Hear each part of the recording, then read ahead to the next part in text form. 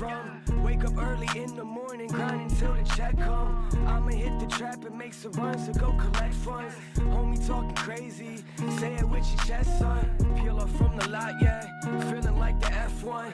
Never did respect, son. Go and get his head spun. Make a couple dollars and they mad what you expect, huh? Married to the game, treat you niggas like my stepsons.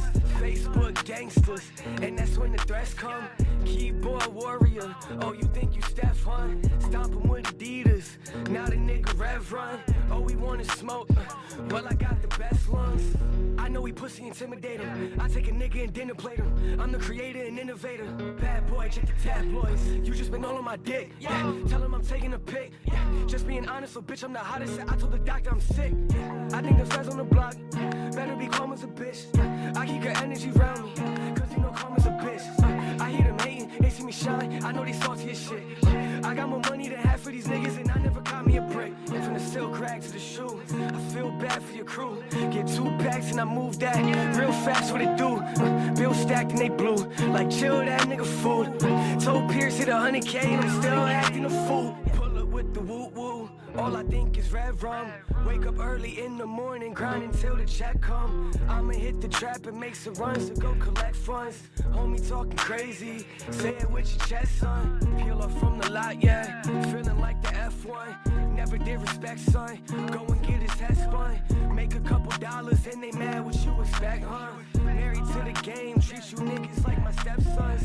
Tired of the disrespect, backwood hit the zest. I hit the homies, tell them match like a kitchen set. Scream fuck the world, I ain't stick to tipping yet. Something in the bag, case a nigga get to tripping back. I ride for my kinfolk, tired bitch I'm 10-toed.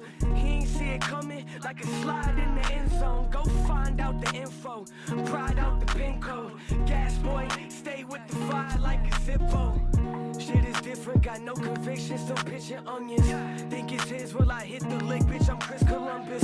If I don't make it, fuck all the shit that I did for nothing. See them hating, let's get this paper and switch the subject.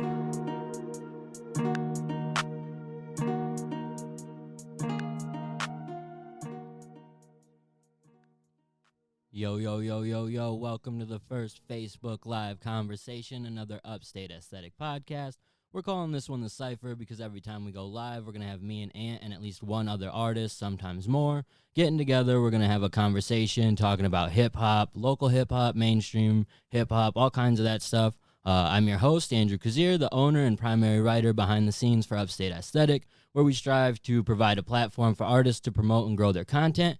And for those of you that don't know, Ant is an Ithaca artist, Anthony Kannon. Ant has been a close friend of Upstate Aesthetic since we launched last March. We're very happy to partner with Ant for this Facebook Live series.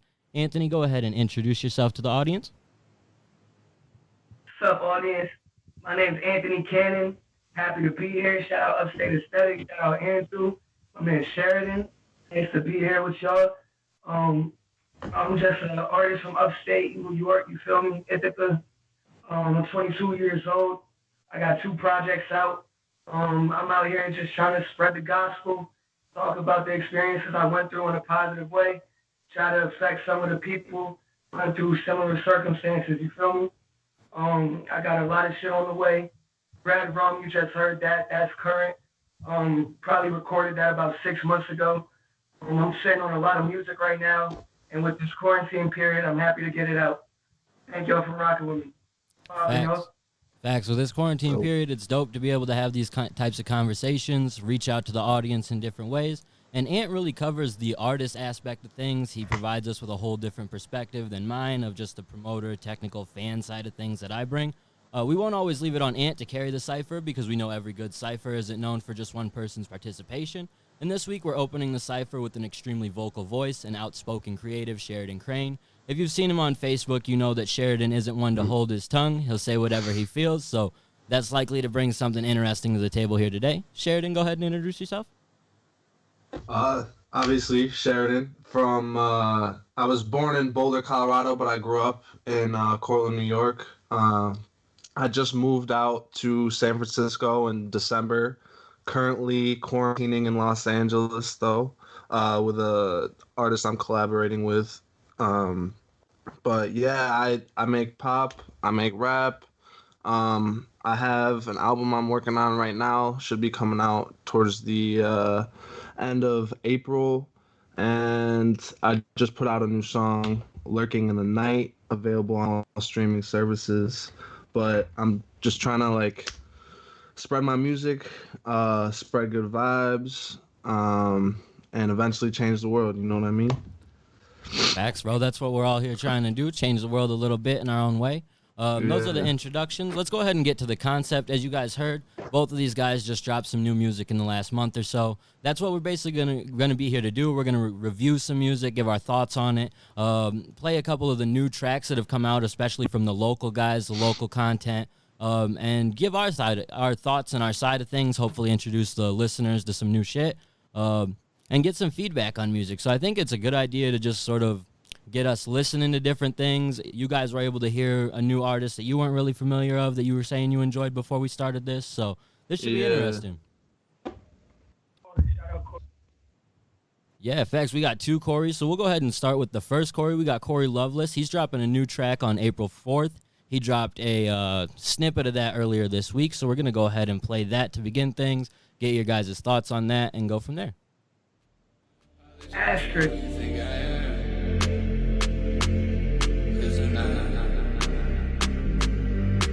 Apologize for who you think I am. Mama always told me stay away from the bad little, but shit in my days I've met some really nice killers. Squad is a mix of rap nerds and block spinners. Homie stuck at Q, so we gotta keep that Glock with him. Uncle got a pill addiction, lately I've been really drunk. They say you inherit sickness, I think I done got the bug. You think that I'm disconnected, I think I've just moved too much. When you're forced to drop people, you try not to pick them up. Real pain from real life, I live it. And one of the big things about Corey Loveless that I love to highlight is his growth as an artist. I've been paying attention to him Oh my God, since the beginning of Upstate, and he's been killing it. Man, Corey used to come to my house when he went by Unmastered. He's gone through probably 2 or 3 different monikers since I've been about At least. Like you said, the one thing I can highlight about him most is just his growth and his force. Like he won't settle for anything less than getting better, and it's a beautiful, inspiring thing to see. Yeah. He's one of the hardest workers I know. I've known him since I was in like probably 9th grade. We were working at a camp together, Camp Awada, and he was rapping back then. And I remember thinking like, oh, it's pretty cool, but this dude's pretty corny when he raps. But bro, the growth has been like, bro, that song right there, like that's different. Like that's next level for Corey, I feel like. Facts. He's been working down. His versatility is really getting there. Once he finds his delivery, which is happening right now, it's gonna get scary. Yeah, that's the homie for sure. Like he's killing it. Back in the day.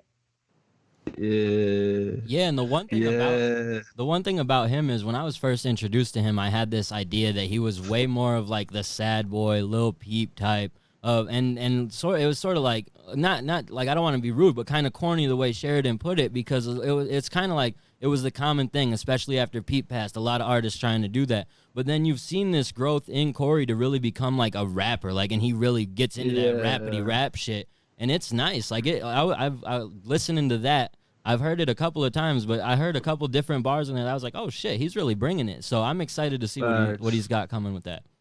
Facts. And if he continue, go ahead. Now, one thing about Corey that you got to give him credit for, that a lot of people just simply don't do. Like, history proves that this is not a thing. Like, he sought out and put together a collective of highly talented, unique artists. Like, essentially, like, he really coordinates a whole group of equally uniquely talented artists and all grinding on their own path, building. They got a home studio. They're working on collab albums there, and while still maintaining their own individual path. And Corey's at the head of that. So I to that because they're so good together. They're so good together. Yeah, they all work together and do a good job. No one really tries to take the main focus as the focal person, but they all work as a unit, and it works out really well. So shout out to them for sure. They definitely grind and keep on it. They And they were one of the. It's funny because Corey and Ryan did a podcast like this a long time ago, and I seen them do it, and it kind of was like, okay, I got to do something like this. And so it's funny how like he's been doing all types of different things just to try different things, and that's smart. And they just complement each other really well. And shout out to Ryan because he's just such a good producer. He knows how to mix. Like, he's so good. Without the pro, I don't know if they'd be in the same position. Nah. He's dope. He's a vital resource to that group, and they all come together so well, and he really is a key point to that. Like you said, without him, who knows if they could really do all the things they're able to do, because he really introduces a whole other level for them that a lot of artists don't really have the luxury of having someone like that they can go to and just be like, let's record some shit today. That's a fact. And like that, I've been in the studio with them on numerous occasions as a whole collective. And when they're recording their own music, Brian will be at the board. He produced the song, not only, and when they go in to record it, he engineers everything. Yeah. One that goes, oh no, you have to redo that. That wasn't good enough. Oh no, that ad-lib was trash. Redo it. Oh, nah, that's tighter. Like, Brian is really, really bad. He's so beneficial, bro. Everybody needs somebody like that in their camp. Yeah. That's super necessary, man. I haven't even met him more than a couple times. And I just know just from my few interactions with him that he tells it like it is. And that, I respect that. Like he's not afraid to say exactly like you said, like redo that. Like he's going to be the one getting the best performance out of the artist. He gets the best version of them every time. Exactly. So what an important resource to that group, and what a testament to how well they do at producing content, because they're always putting something out too. That's the thing. Having someone like that there for you all the time, you're able to produce and put shit out all the time. So I'm sure in this quarantine time, they're getting ready. That's a fact. Oh yeah. They're definitely working. Next up, we got a track from an artist that I'm super unfamiliar with. I don't know a whole lot about him. He actually just popped up on my timeline a couple weeks ago. But his new track, Wish Us Luck, came out. His name's Corey Alexander, super new to all of us, so probably going to be super new to a lot of the listeners, but I promise you guys are going to like it.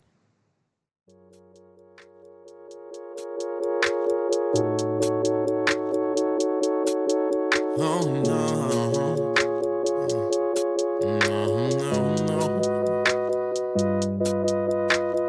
Slipping and falling in and out of love. Now we're stuck. What do we do? Keep on to dispose of. Drop or jump.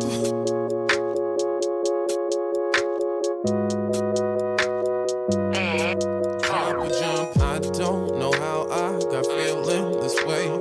Most of the time I don't know what to say. You driving me up a wall every day, but I still keep getting in this Chevrolet. You make me crazy, it probably ain't healthy, but I can't stop thinking about you. Someone help me. Half the time full, other half fuckers empty. This one's tough because it's hard to find a good spot to really cut it off. I'm not going to lie. I enjoyed that whole track,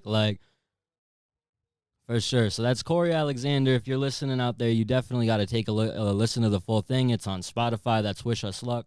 Your guys' thoughts? Would you like to start? Because I got a lot of thoughts on it. Yeah, I'll start. That was honestly, out of all the tracks that I listened to for this live, this was my favorite one, for sure. Honestly, I had no idea who this dude was. I still haven't even looked him up. I've just been bumping the track. It honestly reminds me of some early. I don't know if people are gonna take this a compliment, but I mean it as a compliment. It reminds me of early Ariana Grande. It's super boppy. It's just catchy, has good lyrics. Delivery's good. He has a unique voice. I've heard songs like that before, but never with a voice like that. Bro, that type of music has its own lane. Yeah. I lie and say I'm very versed in Ariana Grande's catalog, but what it does remind me of of like Mick Jenkins when he doesn't try to. Yeah. Reminds me of kind of like Smino. Like it just calm, laid back, but still you know that I'm a fucking rapper. You know that I body bag. Yeah. I'm gonna just vibe through the whole track. I think the vocal, sitting here watching this, unless you listen to the song, you won't hear this. There's a really good, almost like a duet towards the end. A female comes in, and when the vocals are layered on top of each other, it's harmonizing. It's beautiful. Yeah. I've done a lot of concerts in the Albany area. I've been lucky enough to shake hands and meet and network with dozens of artists in the Saratoga, Albany, Schenectady, all of that little hub. It's a really dope music scene. And this is where Corey's from. I've never heard of him. I've never met somebody who recommended him. And it's like a crime to me. Like bro. I heard the song and I was forced to look him up. I was like, this dude was in upstate New York and I didn't hit him up for a feature. That's all I could think about. Like, this dude really has everything he needs to be a very successful artist one day.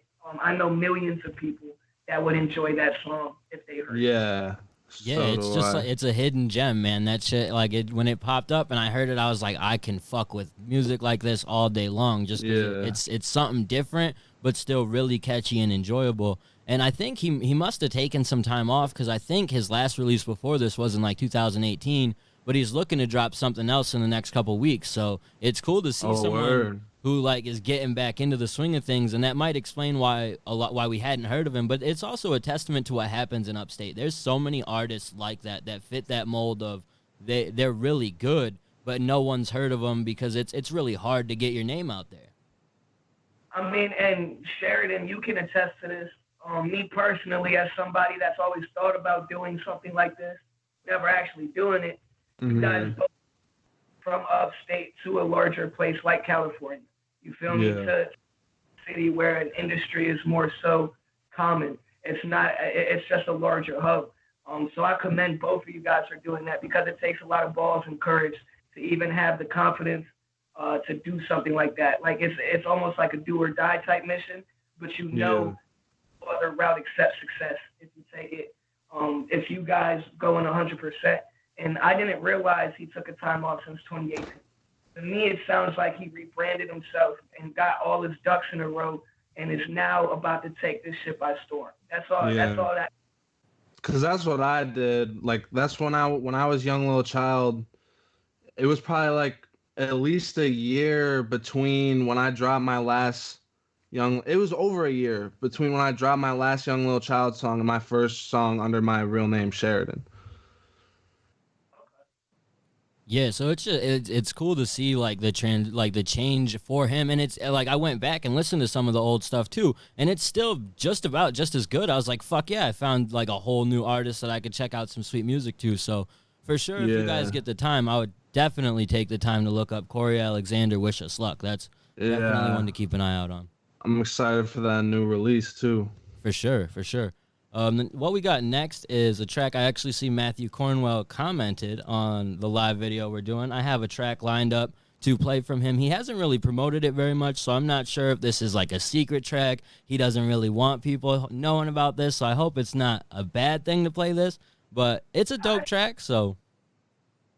I mean, that's an artist that is going to do live shows wherever he wants and always have a gig to play. I don't think butter is really the music or the streams that he gets. You feel me? He always puts out quality music, but I don't think he's too worried about the promotional aspect, because people know exactly where he stands. You feel me? They know he's the lead artist out here.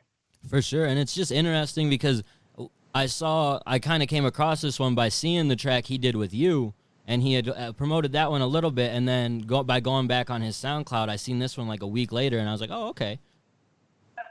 He posted it, but like he didn't tell me he was gonna drop that. Like, it's not like we had any type of back and forth. Like, that was just a drop. Another artist that does something similar is Meech. Like, they don't really promote their music like that. The people just love it once it drops. You feel me? Like, they know to check it out. For sure. And I imagine you guys are going to like this one. This is Catch Your Eye by Matthew Cornwell. Go ahead and listen to a little snippet of that.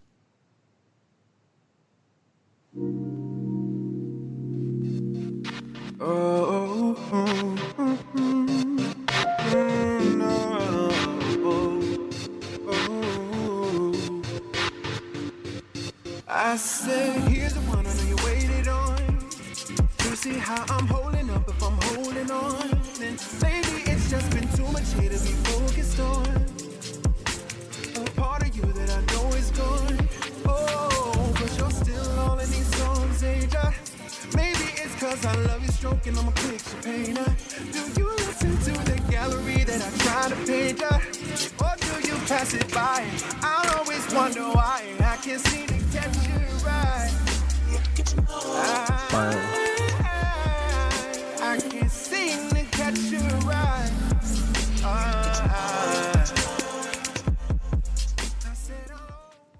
Matt is just, he's so good. You can't deny it. He's a pro. And he's been doing it for so long in Upstate too. Is the thing. Like I moved out to South Dakota like 5 years ago, and I knew of him back then. He wasn't going under his name at that time either, but I still knew of him. So he was someone I immediately wanted to work with when I started doing the Upstate aesthetic thing. And he never fails to provide good content. And it was so interesting for him to drop that song with you, Ant, where he was doing a lot more of like a rap type thing, where this is just like him doing his thing. You're telling me, I mean, so me and I call him Black and White still. His name is Matthew Cornwell. So when I met him, he was Black and White. I met him at a studio in Binghamton when I was like 16 or 17. I was with him, Sean Gaines, Winter Scales. If you guys know who that is. I made a track Shout out to Winter Scales. Yeah, shout out to Winter Scales. He's a fucking beast. I made a track with Winter Scales when I was like 17.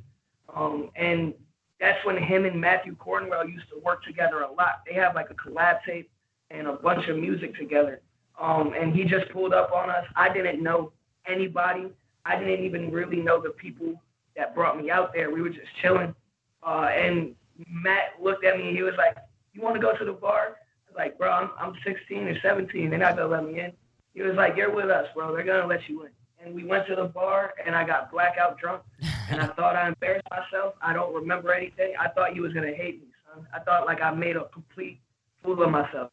Just like a funny little backstory. But Matt is like really close with Smack Records right now. Like he's straight fam. Straight humble dude, just as great of a person as he is an artist. Yeah, he is a great artist, dude. Like that's the thing. He's consistently from the very beginning, and I'm waiting on him to drop. There's always these posts on Facebook about what mainstream artists are you waiting to drop. I'm waiting for him to drop an album, and Meech. You mentioned him earlier. Both of them to drop like a full-length project, something new. Because Matt's work is great, but it was like 2018 that he dropped that. So.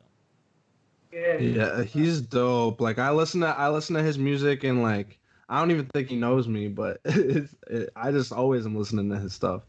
He and Kelsey both. I listen to them both all the time. I think that they're like the best duo. And like I can't say the best duo because there's a lot of people that have a lot more product out there that you could test. But I think that their skill set accompanies each other so well. Yeah. Yeah. Hit. Like it doesn't matter. That's a fact. For sure. It's just a matter of if those two were to actually put out a full project together, it would be hard to deny that they're one of the best duos. But there are so many people in Upstate that do work together so well that you can't deny that either. The next artist we're going to listen to, G Scaffa, he has a full project previously called Heads with Ty Burst. He just dropped another one, Isolated Vibes, and he has a track with Ant on that one. We're going to go ahead and play that right now.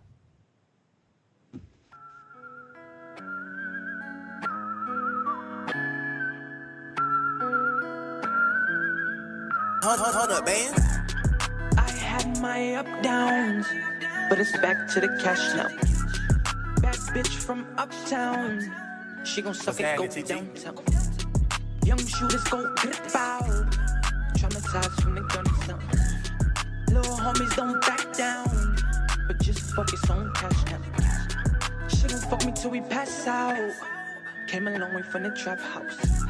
Don't give a fuck what you chat about, but you better watch your mouth. Going hard, ain't got no time to lose. They just gave the homie life, same day he turned 22. Man, I'm starting to lose my mind. What the fuck I'm gonna do? I'm just pushing out my comfort zone until I'm comfortable.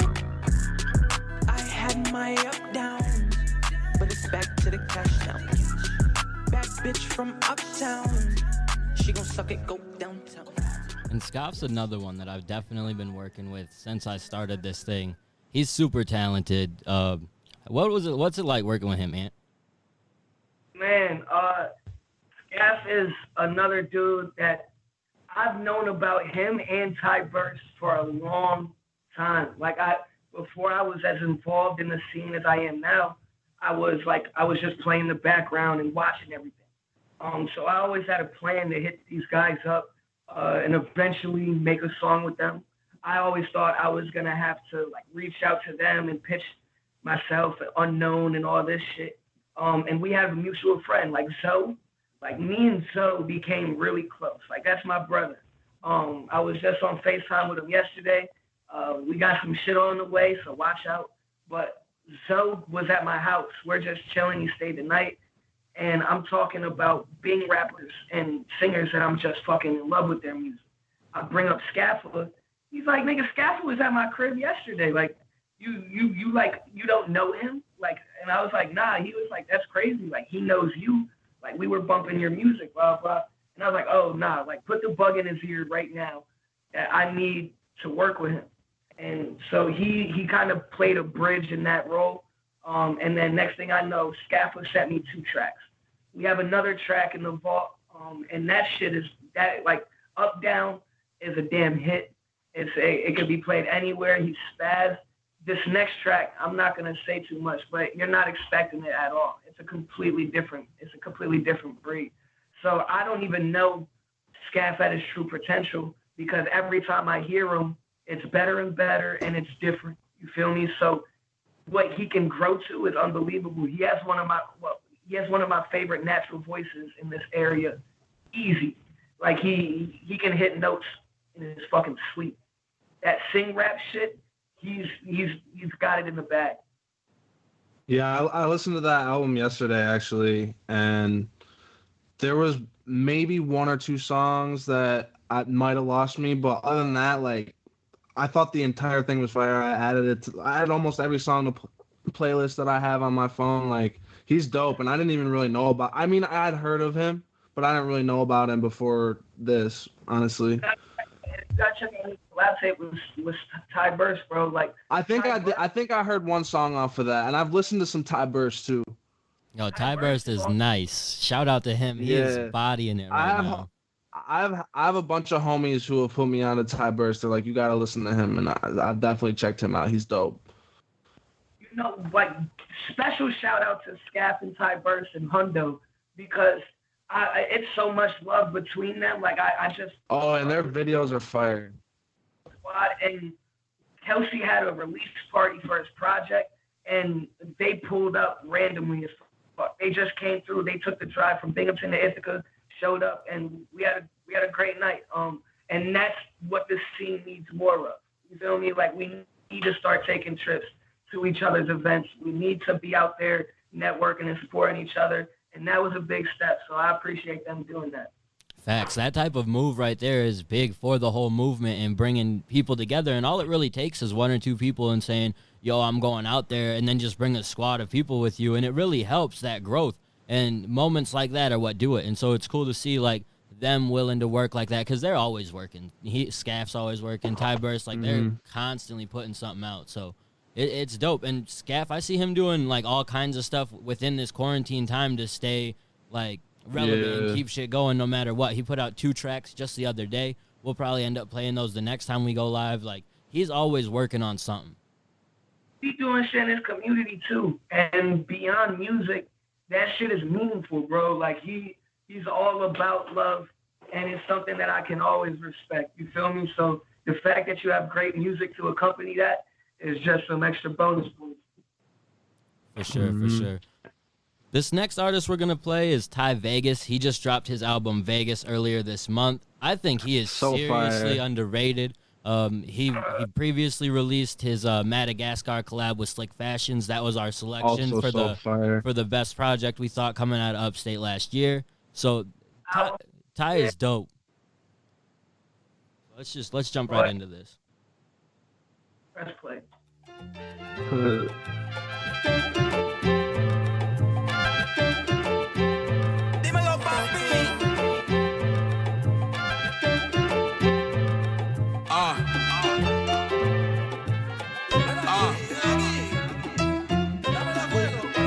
They be knowing that I'm part Dominican, Cosesi siete hermanos. Big Nueve on me with hollow stashed in the Tahoe. Niggas telling singing, it never end on a high note. But wanna fuck with Blanco, different shooter like Lonzo. Facilitating like Rondo, Quando. When niggas disrespect, you should be getting low when I throw it or you could intercept. Attachments on the glizzy, you diss me and we could disconnect. Niggas subtweet, I ain't in the distance, it's indirect. Bro been calling me for a while and it always been collect. Y'all be wildin' out on the gram for another man respect. Bro was trapping first, now he sniffing, got his whole fam in debt. Your hustle Hall of Fame when your trap house gotta manifest. We've been in the trenches, it's crazy when niggas plan for death. Niggas started off with a bar, now we handle meth. Feds on the block with a camera and now he manage less. Hit the white girl with the creatine so the grams can stretch. Trenches with your dogs, you gotta hustle with them. Don't ever split no money up if you ain't struggle with them. Stop putting pills up in my body, I can't function with them. My icy pulled up with that 90, say he's youngin' with him. He gon' let it go.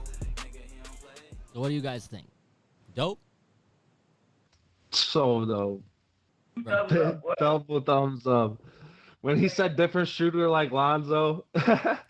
Yo, he's just nice, dude, and they both stood out so much on Madagascar, so for him to be able to come with his own project and really do something with that, too, and he says he's already working on something else, which is just, that like, it's a testament to see these guys work. Yeah, and that there's like 3 other tracks on that album, on his new album, that I've just been bumping like crazy. That the opening track after the like intro, I forgot what it's called, but bro, that's been like in rotation for weeks now. Like they're like, well, specifically, let's talk about Ty. Like, just because he just dropped that album, like Yeah. that is single-handedly like the biggest motivation for my next project. You feel like I have to try to top that now because it's the best example of rap in this area that I could think of currently. Like that shit is like inspiring to me, motivating to me. For every single rapper out here, he keeps on raising the bar, and Slick and him accompany each other just so well. Nice. It's hard when you do a collab tape, cause what me and Meech went through, like the music came together so naturally, but we're different artists. We are so different that we're contrasting off each other. They play off of each other's strengths so well. It's just unbelievable, you feel me? Like, I think personally, I think they should have like installments of collab tapes. They don't gotta be a duo, but I think they make too great of music to just have that be a one and done. Yeah, that's a fact. For sure. After I listened to Madagascar, that was one of the first things I thought, is that these guys need to put more out as a duo, because they do so good and function so well together, and they do so good on their own too, because Slick, his last project, his solo project, was dope, and didn't he win like a Sammy for that? Yeah. He won the Sammys for that. He got best rap album, and deservingly so. Like, and MBK, Richie, those two were my favorite of the nominees that they had. I couldn't be mad at either one of those. Like Slick, oh my God, I'm so happy that he got that shit, dog. That's a W for Cuse as a whole. It means that they're really paying attention to the hip hop scene. When I have a couple tracks with Ty and Slick in the vault, and I recorded it with them in person. A lot of the features that I do, I don't record in person with people. Seeing their recording process is unbelievable, bro. They freestyle everything. So Madagascar was all freestyle. They sit behind the mic together and go line for line for line, for bars, straight off the top, bro. It is fucking unbelievable. That's crazy. I did not know that. In my whole entire life. Meech freestyled half a blur, but it's still a different type of freestyle than just bar after bar after bar. You feel me? So they are unbelievable rappers in every sense. For sure. Yeah, that's crazy. And that Breathe song is a hit. That Breathe song, I could hear that anywhere. They're just so underrated too, because for how good they are, they're not one of the most talked about or most played groups or duos or even as a solo act. So it's crazy because when you do check it out, you're almost automatically like surprised. Because I put a couple of my friends onto them and they're like, holy fuck, like I need to bump this, and it becomes something that's in their regular rotation. So it is a crime how their views aren't where they could be, but I don't think that's their main focus right now, because I see both of them making huge moves that are just dependent on great music and work ethic. You feel me? Yeah. So people come, but they're making some huge moves behind the scenes that a lot of rappers are dreaming to make, and I think that's the most. I think the views will keep coming with consistency. Yeah, people don't realize that like views are important for sure, but like when you're first starting out, it's about like a lot more than just getting views, because growing and small amounts of views over like large periods of time, it's like it's nice, but it's like you got to really make connections with people and do other stuff like that behind the stuff to really grow to the point that most artists want to grow. It's about establishing yourself first. That's what you want to make sure you have a solid foundation, and that starts with a fan base and quality music. Work of people that support you and artists that you can rely on from different areas. You feel me? And they're doing a great job at that. Yeah, and consistency is so important. That's another thing that they're doing a great job at, and so many Upstate artists are. And that's what, like, it's crazy because I'm out here on the West Coast in San Francisco right now. I'm in LA, and there's so many artists out here that like are getting like huge opportunities, and I'm like, bro, if these Upstate artists were out here, they're 10 times better than half of these artists that I'm seeing getting deals from like huge labels and all this stuff. I'm like, damn, if these guys could just get exposure, like it's over. Yeah, and that's kind of the purpose of Upstate Aesthetic, and always has been, is to at least try and give that vibe of a professional outlet for people to present themselves. And the consistency is a big part of that too, because just having a nice looking website and shit promoting artists would mean nothing if everyone was trash. But everyone that's up there is consistently putting out good content and consistently doing great things, that it adds the legitimacy to that too, and just helps them build overall. Like, and that's what's happened with Ty especially, and Slick, and so many other artists in Upstate, is that they're so consistent that you can't deny it. Like Ty's next album, I'm gonna have to listen to the night it drops. It's not just a matter of like, oh, I'm gonna check it out. I'll probably check it out a lot faster than it took me to check this one out, just because he's so consistent. And then I'm trying to work on as an artist specifically. I feel like I don't think I've been specifically inconsistent, but I need to be more consistent. You feel me? Especially with the amount of like support that I'm getting right now. I need to keep providing them with something. And this quarantine period has kind of been I'm not gonna say a blessing in disguise, because fuck this quarantine period. But with all the time that I have to think, I'm delaying a couple projects, even though I never announced no release dates. Projects are gonna get pushed back, and singles are about to start coming rapid fire. Thank you, bro. I've been fucking waiting. And that's a strategy that I think artists, especially in Upstate, need to utilize a little bit more, is come with more singles before you drop your projects. Some guys will drop, like, they'll give you an announcement maybe a week before, but there's not a whole lot of lead up to get hype about it to begin with. So it's a lot easier to forget about it. When you're dropping a couple singles beforehand, or even an EP or something like that, a small dose for people to consume, it's way easier for them to then check out your full length when it does come. So building that hype is really important, and I don't think that it's not something that's done enough in Upstate. Despite the consistency of the music that comes out, there's not enough consistency in like even coordinating with someone like me and being like, hey, I'm about to drop this at this time. Here's so you know. It's more so artists a lot of times expect me to find it by going through their timeline, and it happens. I do like, find it, but it's hard, bro. Like, it's hard to keep up on shit, and by the time I'm posting something, it's already dropped. So, and it's becoming better the more that I reach out to people, but it is a difficult process. Yeah, that's a fact. Reaching out to people, you feel me? Like, I'm not the gold standard by any means, but after dropping 2 projects, I know now that you have to reach out to 100 blogs before you drop it. You gotta hit everybody's DM that you can. Yeah. 3 of them respond to you. You have to build up single hype. You have to have your videos.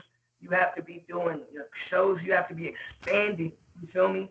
One thing I think happens is people get caught up in their area and don't think about trying to attract other people from different areas because they think it's impossible, or they think that they can get in front of them. But it's not true. Everything is bigger than your area, and you have to have a network of people from different states, different cities that you can contact or that you can rely on. And what's going on with you? It's gonna help you be successful as an artist. It's a fact. Yeah. And you gotta look at where are people listening to you. When you get to that point, you have to say, hey, there's a bunch of people listening to me in this random town in Illinois. How can I get a show in Illinois? Or just stuff like that. Like how can I figure out who those people are and why they're listening to that music, and just stuff like that. You gotta find, and that helps you promote too. Because if you're putting out random promotions, and even if you're putting money into like Facebook promotions or something like that, if you don't know where the promotion's working, then you're just wasting your time. If you look at, okay, all these people are liking it from or following me from this place, then you keep promoting in that place.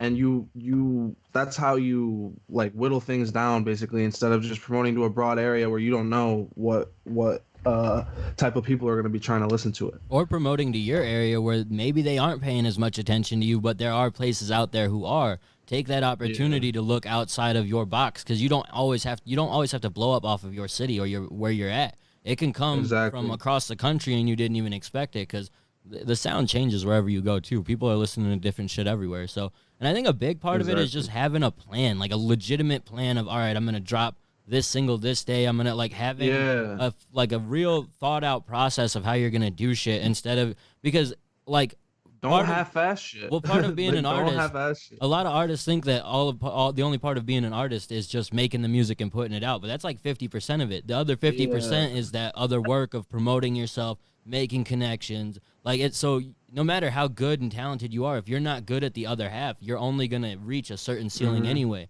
So having that plan to work with other people and really grow what you're doing, it's important, and it's something that more artists, again, in Upstate need to do. And maybe the opportunities will come after that. It's all about having a plan and even investing in yourself. It's something a lot of people are afraid to do, but you have to do it. Even like something a lot of people don't think about is the longer, like, you finish a song, you put it in the system to drop in, say, like a week. You're not gonna get a playlist.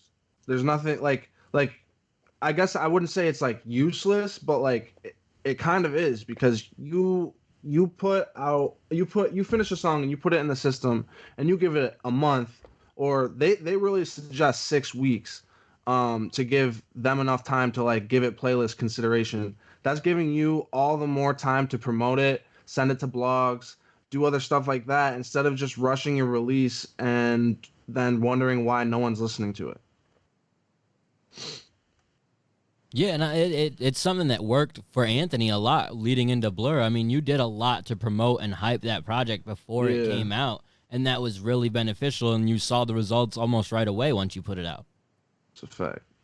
The results for Blur came damn near immediately, but it was also kind of a long game. Like, I'm not done promoting Blur. I'm just trying to find new ways that I can get it out there, because I still think a lot of that music could come back and be way bigger than it is right now. It's still relevant. It's still relevant for sure. I think it's sad. Like, sonically, it's up to par with what's happening currently. I think that the subject matter is always going to be able to stick around, but I'm still trying to find new ways to push that. I think Blur had a lot of people repeatedly listening to it from the jump. You feel me? Yeah. Like they heard it the first time, it went into their playlist. But I also had local news sources. I had, luckily, Upstate Aesthetic. I had 607 Sound. I had a couple different blogs. I had people doing album reviews. And all of that is just expanding my network. And of course, you provide two different artists, so you bring two different fan bases. It's naturally going to be something else. Like Meech, even though he's not the biggest promoter of his music, he's naturally one of the biggest artists out here, even though he's kind of a ghost. If you go strictly by views, Meech can drop something and his views are up there with anybody in the area. So his fan base is really, really strong. Once he gets a better grip on how the things work and algorithms, Spotify, Apple Music, blogs, he's going to take off. For sure. It's just a matter, and his mysteriousness or his ghost-like character almost helps to what he does, because if he was always on social media just like having a great-ass time, it would be a lot harder to connect with the music that he's putting out, where it's a lot more realistic of the shit that he's going through too. So it's just like the way that like his lack of promotion isn't great, but it almost works in that way that it works for The Weeknd and other artists like that, where they have this mysterious, Or like Earl. yeah, like this cool ass vibe to them that like it's a mysterious, and he's been consistently not posting stuff that it almost works at this point with how long it's been. And Blur being so good, like being able to cap it off with a great project like Blur and really have that be your first introduction to the full like streaming audience of SoundCloud or Spotify, iTunes, like people who, because he didn't have a lot of, he still doesn't have a lot of music on those platforms, but that's your first introduction there, and it's good ass music. It's like it's gonna go nowhere but up for him from here. Like it's just a matter of being consistent and putting out music. And me and Meech got a lot of music that just never came out. So just like I talked about Ty and Slick being like, I think that me and Meech are a duo that makes quality music to the point where there's no point in stopping right now. I can't speak to as if there will be another project, but we got almost double-digit singles. You feel me? So, and we're gonna continue working with each other. So that chemistry that we're building, I'm sure there's nowhere to go in terms of views and quality of music, but because Meech, the music that he has that nobody's heard, it's different sides of him. Like nobody knows how good he really is, bro. It's unbelievable. So just be on the lookout for that. Like you said, you're waiting for a solo project from him. I would be too. Yeah, and it's just like you said, you guys you work so well together as a group, sort of the same way that Ty and Slick do, but you guys have that like you have a built-in popularity in the views and stuff like that it's like you're two strong forces from that area that come together. It's almost like, yeah, you want to see another project together, but you don't necessarily expect it because you also want singles, like solo projects from you guys. So it creates that anticipation if you ever do, like, down the road, put that project together, and it'll automatically get the plays even more. So it's that growth has been there. I would need to drop a couple more projects, and I want Meech to drop his first project before we would even think about dropping another project. But that's something that I would be open to. I'm kind of like a collab whore. You feel me? Like I want to make collab projects with so many different people. I want to make a collab project with Trey Yates. I almost did. Do you know who Trey Yates is, Andrew? Nah, not familiar. I'm gonna put you on after this podcast. I'll send you. He's dope. He's dope. Bro, and I have about 4 or 5 albums of unreleased Trey Yates in my Gmail. And he's really like I can't name a rapper that I've heard that's like him, that I've ever met, you feel me, or came across past. Me and Kelsey are long overdue for some shit. Like there's a lot of unfinished business that I got out here. So I'm a fan of collab tapes when they're done right. Yeah, for sure. So there's a lot to look forward to in all of those names you just dropped. But this next project we're going to talk about is something that some people have been looking forward to, other people haven't. I wasn't going to actually play a track off of this, but I do want to play the intro skit. I'm not sure if I'm obviously talking about Joyner Lucas's new album ADHD. I don't know if you guys have heard this skit, but I want to play it for you and just sort of get your thoughts.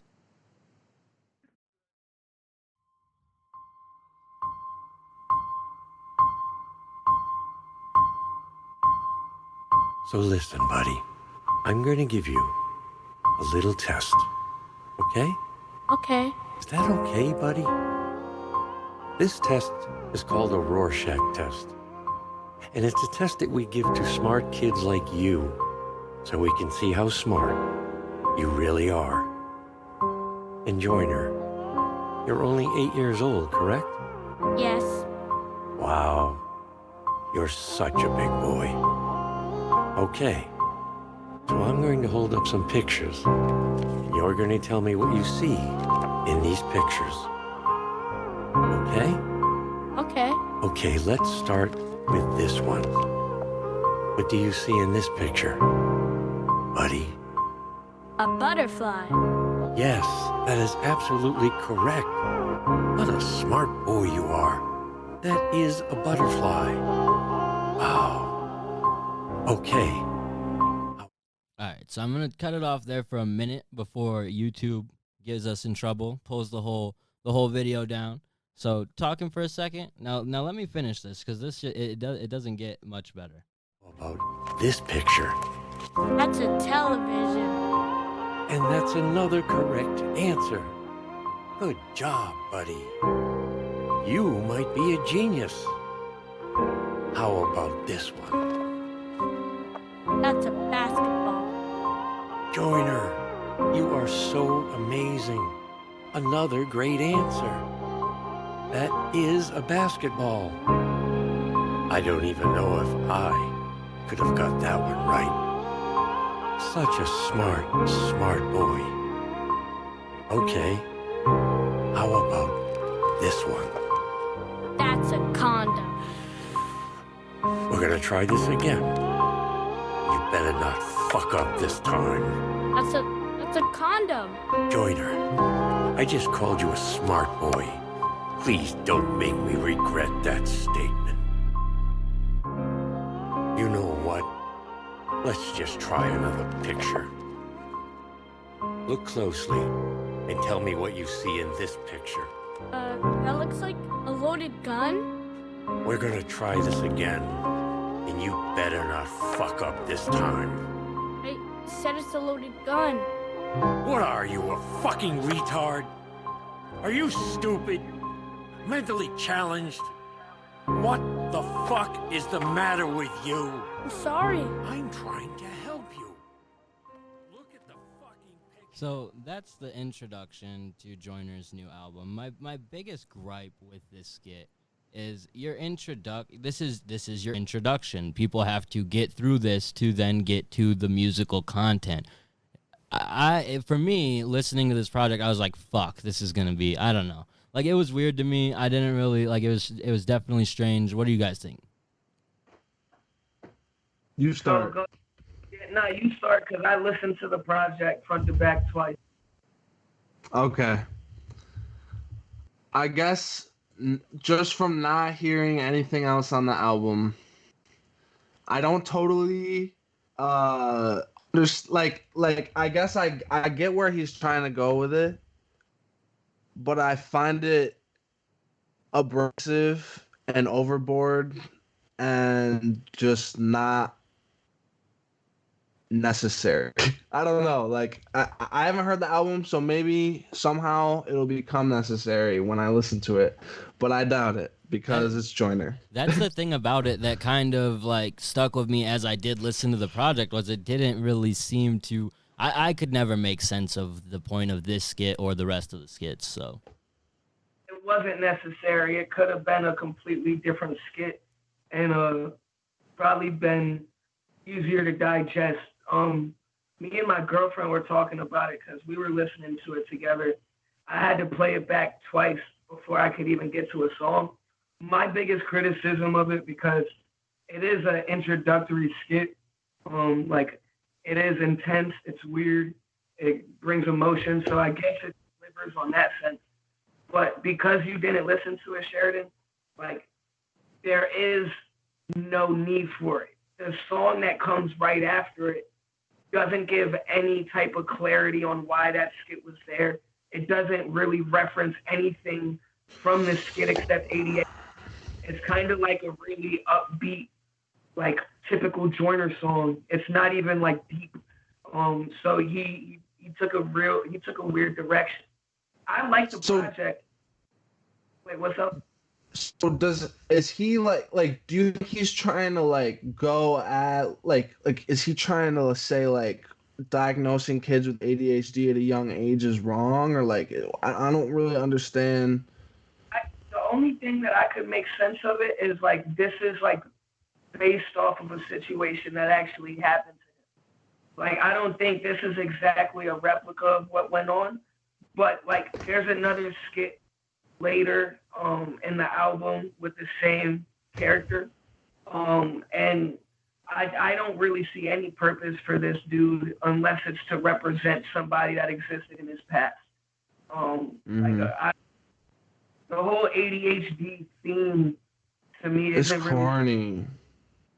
And he didn't really do a good job of making me feel like I could relate to it, even though like I couldn't. But besides that, the music is great. Like, Joyner sounded like 8 different people on the project. His versatility is a lot more than I gave him credit for. But as a fan of Joyner, I wasn't very satisfied. Like, I'm a big critic of Joyner, but I am a fan of him, despite everything. Like, I want him to be the best version of himself, and this seemed like a artistical, experimental. I want to show that I can really make mainstream music. Yeah. It didn't prove to me that he is a rapper on Kendrick or Cole's level. He didn't prove that he's lyrically one of the best in the game to me. But that's not necessarily a fair criticism, because I don't think that was his intention. I think that it's selfish of me to feel how I do about the album, but that's just how I feel. You know what I mean? I've always felt like he's a gimmick, man. Like, I wouldn't call myself a hater, because there are definitely songs where like I've been like, damn, like this, I acknowledge his talent. He's talented, but I felt like even when he was doing those Gucci Gang remixes and like Mask Off remixes, and that's kind of how he really first like was kind of coming up into like the public eye. I was like, this guy is a joke. Like, it's just I've always found, like, and I've said this to you before, I found sensationalist stuff like that just like bullshit. And I think especially because he was like, he did that Gucci Gang remix and then like kind of dissed Lil Pump like in almost disrespectful ways, and like, not that I care, like, whatever, if you're dissing someone, you're dissing someone, but then he came back and said, but like, oh nah, I fuck with Lil Pump, and I'm just like, okay, like. But my only criticism of Joyner, besides for the fact that I think he should be proving that he's one of the best rappers in the game because he has that talent. I agree. But no matter how conceptual or great a lot of his stories are, they're disingenuous. He doesn't really care about the topics that he's really going at.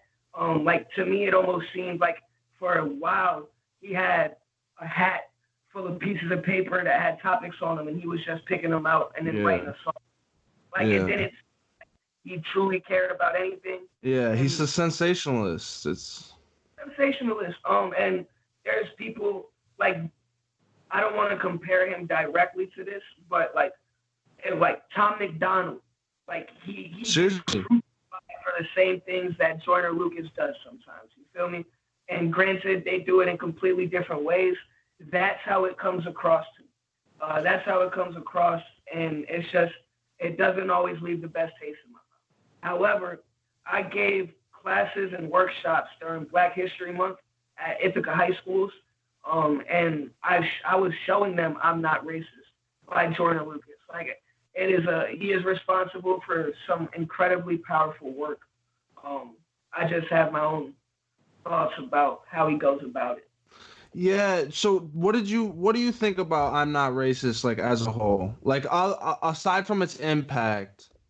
I think it's a crazy song, but I think that how the deep dive into the white side, he misrepresented the black side. Yeah, I agreed with that. I agree with you. Went into a lot of the inner workings inside of a casual and a really hateful racist mind. You feel me? Mm-hmm. And then go into the black person side. He really said, you don't know shit about no Kool-Aid. You don't know shit about no fried chicken. You don't know shit about no Tupac. Like, there's so many different ways that he could have expressed. Yeah. Say, I'm a fan of the remixes that were made by some. Yeah, people.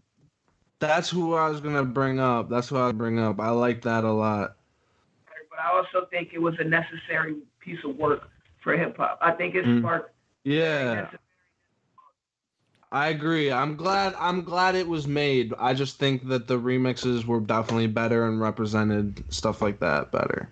Yeah, it's difficult with Joyner because everything you guys are saying is true. He does a lot of things to be more sensationalist, to get his name out there. It was music videos that really put me on to him because they had such sensational storytelling behind them. And what is unfortunate as a fan of his is I do recognize his lyrical ability when he wants to go that direction, but he uses that lyrical ability and then uses it to pander to whatever crowd he can directly go towards. And it's just like, it's weird. It's weird because he's such a good rapper, but it feels like he really wants to be a pop star in terms of, like, he wants to be well-known and liked worldwide. He can't really take and appreciate the fact that people do appreciate him as a really good rapper. Yeah. And then his fans won't really acknowledge that fact either. They will try to really look the other way of, well, he's really deep or really real, and won't acknowledge that he tries to cover so many different topics that it's hard to really believe. Like, even his most recent video he put out, that Will video, I would not be surprised if he didn't give a fuck about who Will Smith was. Like, he really didn't care about any of Will's. Like, he probably does. He probably does. I doubt that's the case. No. He probably does. He probably is a huge fan of Will, but because he has so much other stuff in the past, you're like, dude. Yeah. No, I agree. I know what you're saying. Maybe he just thought of some really good rhymes to go with it. So I'm just saying, man, it's definitely not a guarantee, but. Like this, I really think Joyner should be like, and he should not be right now mentioned with the all-time greats, but I think he could be. I don't even think he should be mentioned with the right now greats. No, like I'm with you, bro. And that's hard because then it feels like he's past that opportunity to get there because of how old he is. Like, I think people are gonna come out of this and be like, "Oh, Sheridan's a Joyner hater." I don't hate Joyner. I think he's talented. He's got insane lyricism. He's got really great delivery and versatility, which is all stuff that I respect. But it's the way he presents himself and his music is what I don't like, and I don't think that he always is as creative as he could be through his own mind instead of just using gimmicks to try to look creative. I get like I'm also kind of turned off to the idea that he's this super fake. I mean, that he's this super woke type of person, because in his personal life, I've heard of too many instances where he's disrespecting black women, where he's disrespecting fat people. Like casually, not like anything that he represents in his music. You feel me? So I like Joyner as an artist, but I know I hold him to such a high standard because of how good he is. That I think criticism sounds like hate sometimes, but it's just because he could be one of the best. Nice. Yeah, and it feels like he just has never really embraced that like he's so consistently trying to do stuff to be recognized that he's not just willing to put out one of those albums where he's just one of the best. Like, and there were a lot of good tracks on there. The track he had with Chris Brown I really liked. So I mean, there's a lot on that project that was really good. So and the outro of the project, I think, was the best example of rapping on the whole tape, and it gave me a lot of hope for him. Like he says that he's dropping 3 projects this year. Let's see if that's true because nothing that he said has really happened. But I'm hopeful. I know that as long as he keeps dropping music, he will eventually prove how elite he actually is. Because I don't think he's done yet. I hope he hasn't hit his. And if he has, then so be it. But I think there's more to come. Yeah, I think this project at least left the opportunity for him to definitely, if he does produce more content this year, then it will just be like a stepping stone for growth, and it'll make you want to check out the next project. But it definitely wasn't like a album of the year or anything like that. Nah. Now we're going to get to the leaks section of the podcast. I'm going to go ahead and play a couple of tracks. I don't know if you guys have heard these before. I found them on this website that I frequent. They are not released to the world, so I'll only be playing about 45 seconds of them so we don't get pulled off any sites. But I'll go ahead and start with the first one. We got Drake featuring Jesse Reyes, Zodiac Signs. We'll just get Drake's verse.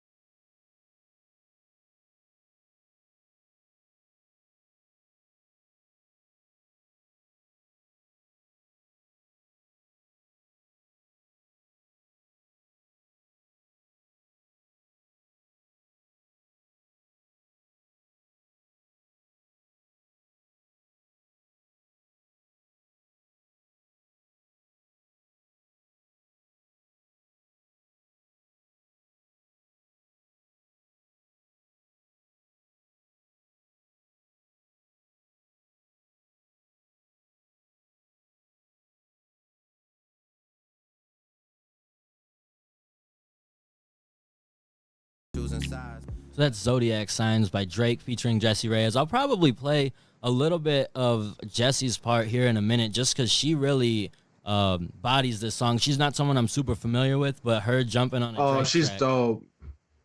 I love familiar Jessie Reyes. She's so good. She's so good. You should check out her. She has she might even have more than one. I don't know if you guys have heard of Colors shows, but it's when like an artist comes in. Yeah. And so she came in and did a Colors show, and she killed that shit. She's dope. She just dropped an album today, bro. Like, Oh, word. I'll probably have to check for that. Yeah. Eminem's albums too. Yeah. She is. She's like she's one of the next like big pop artists up and coming for sure. Like this album, I wouldn't be surprised if this goes number 1 like at some point. That Drake verse, bro. That's like, to me personally, I use like that's when Drake is almost at his best. You feel me? Like I think right then and there. Also, like as a rap fan, I like when he's more aggressive and has more like wordplay and shit. But right then and there, that's old prime Drake. That was Take Care Drake. Yeah. Drake right there. Like Yeah. that to me was fire. He's very. That was cool, bro. Yeah, I'm surprised this hasn't dropped like as an official release just because of how dope Drake's verse is and then her verse too. So.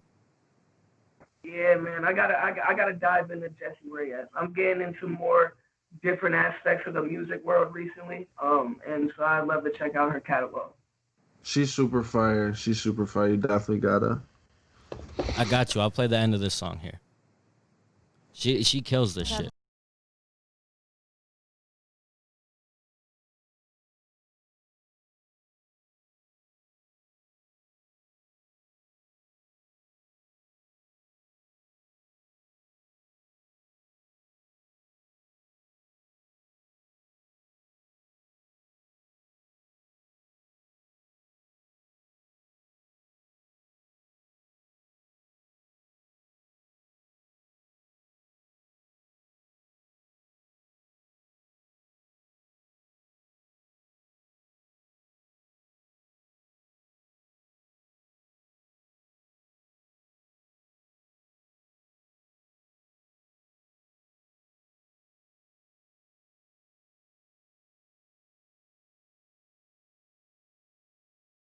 So like she snapped. She held her own on the Drake track easy on a Drake on a classic field Drake track too. So and that was dope. Like she was more aggressive than she usually is. I've heard her like that before, but she's usually a lot more soft sounding. And I feel like that might not even be the final mix on that song if it is gonna come out. Like it sounded a little raw.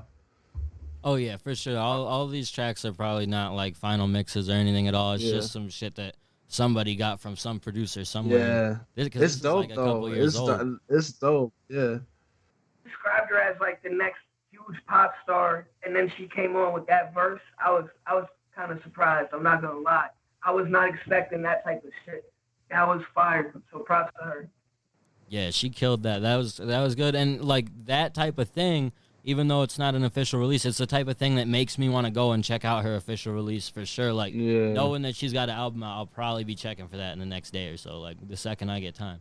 So that's dope. The next one I got is Purple Montclair by Juice WRLD.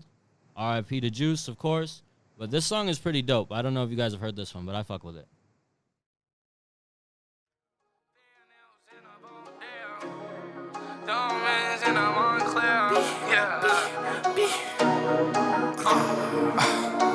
Walk around Atlanta in a purple Montclair. Money, long blonde hair, I don't care. Ain't that your little girlfriend standing over there? She walked over to my chair. Then she started to dirty dance, her hands down my pants. Dick it down like my name Dirty Dan, just call me Dirty Dan. She gon' twerk for these bands, she gon' hit a handstand. Hollow tips ricochet, hit him then they hit his mans.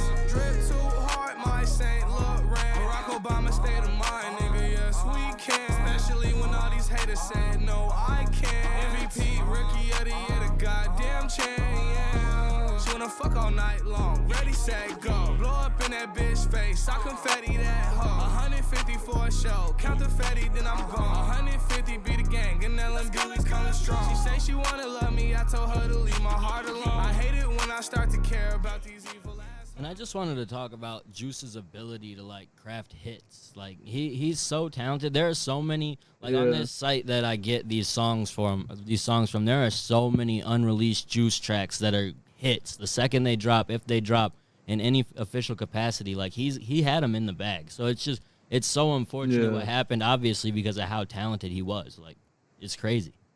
Yeah, and just how unnecessary it was. Like that's what's sad. Like I just feel like with how corrupt the justice system is, if it wasn't like that, this probably wouldn't have happened. Like if he didn't feel like he had to do that, that wouldn't have happened. And as much as people say, "Oh, he's a dumbass, he shouldn't have done that," well, like, dude, people are that scared to face a corrupt justice system in this country, and that's just fucking sad. Yeah, it's a tough situation, man. It's a tough situation for sure. R.I.P. to Juice. The thing that's so salty and raw about the situation is that how it was very avoidable. I think it was just so unnecessary the way that everything played out. And once the details came out, you could understand the situation a little bit more. But at the end of the day, it was nothing except unnecessary. Avoidable, and he should be here today. It's insane, and it says commodity in the hip hop world where he can just open up his mouth and it's a hit. Like free thing, the tone that he hits on the track and the flow that he just constantly rocks with, it's just so energetic and bouncy that it really doesn't matter what he says, you're going to rock with it. He's once of a kind type of talent. Yeah, he's super underrated too in a sense because there were so many people when he died who wanted to have an argument whether he was a legend or not or this or that. Like what he provided still in such a short amount of time, the content that he put out and the very clear talent he had. Like artists his age aren't doing the type of shit he was doing in terms of just freestyling for like an hour at a time. Just like showing name what he another. could do. Yeah, name another artist besides maybe X, and I don't even think X could at the capacity Juice could. that can sing and is usually a poppier rap artist that can freestyle at the level that Juice could. Like I think if Juice would have been able to live out his career to the length that it was supposed to be, he would have eventually dropped a rap project for strict hip hop listeners, with a more raw hip hop foundation. You feel me? I think that he was that type of talent. And coming from Chicago and the people that brought him up in the game, I think he was just solidifying himself as one of the biggest artists. And then he was going to come back for all the people to doubt his rap ability. Because there might be some pop stars that really do got some bars, but none of them are interested in going to Tim Westwood and proving it. You feel me? Yeah. Like radio stations, Flex, Sway, LA, like any of those during your little press runs, that's unprecedented by pop stars. So I really do think he had a lot to prove as an MC. He was just enjoying his time in the spotlight first. Yeah. And he was just enjoying the ability, like, after he caught a hit, to just be creative and sort of do whatever he wanted at that point, instead of going to the industry mold of doing what he felt he had to. He kind of just did his own thing for the most part as an artist. And the most unfortunate part of his passing, I think, is just it shows so much how, like, the team around him obviously couldn't have been that great to, one, allow him to be in that position. And then when you're at his level and you were making the money you're making, you don't want to go down for a charge like that. But it's hard to understand that he didn't have a single person in his group. Yeah, you don't want to ask your friends to take that charge, but you also don't want to take all those pills, bro. Like I up, bro, but that's a fucking travesty, bro. Everybody on the plane, he's got you iced out. He's got you on his private jet, this and that, blah, blah.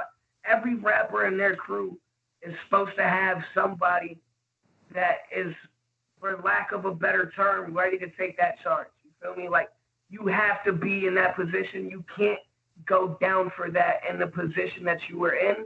And you definitely can't go out like that in the position that you was in.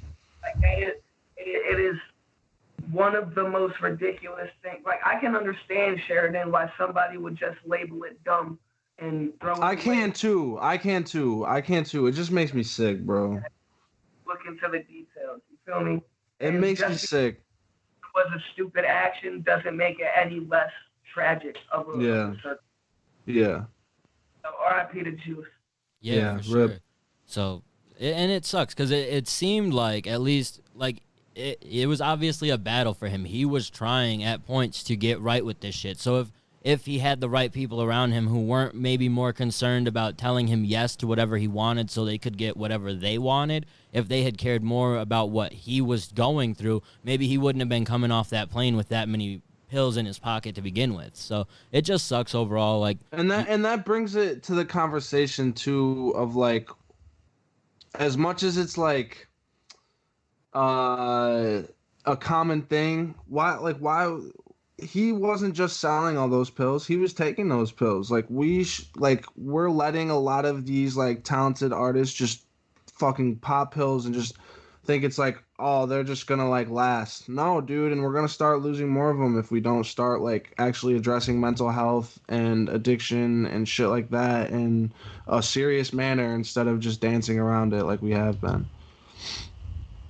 Yeah, so at the very least, it brings more attention to that type of thing, but it is a question of how many young artists have to die before we do something. Yeah, before people who have the capability, the labels, the people in their group, the managers, those people who have the capability to help them, get them help in the things that they're going through, rather than feeding them pills and enabling the problem rather than trying to prevent the problem. We've lost so many people over the last couple of years that it sucks. And when you hear songs like that and you hear that Juice had so much great content in the vault, it's just like, fuck, man, we lost a great one.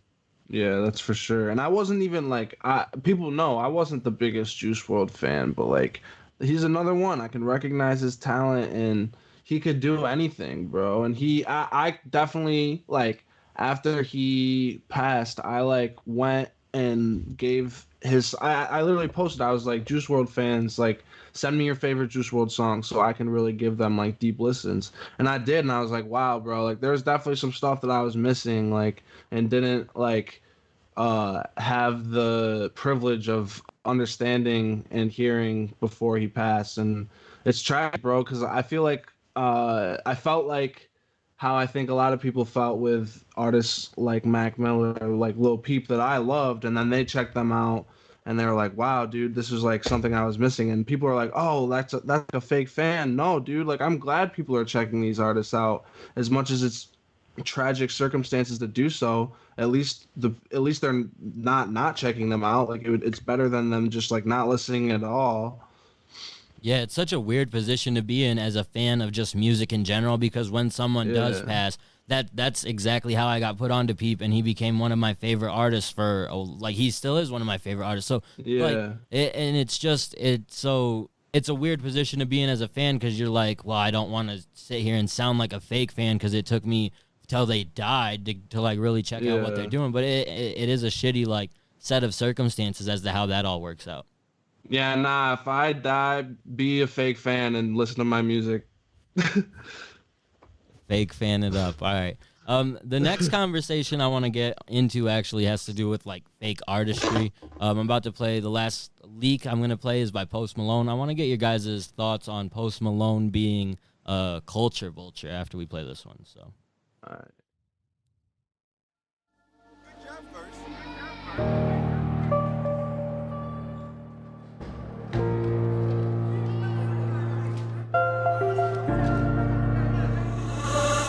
Tryna maintain and get my paper. I just bought a new chain. I never change up. And I'm rocking bomb bands and I got my jet up. And I'm stepping on the sub, bitch. I got a better.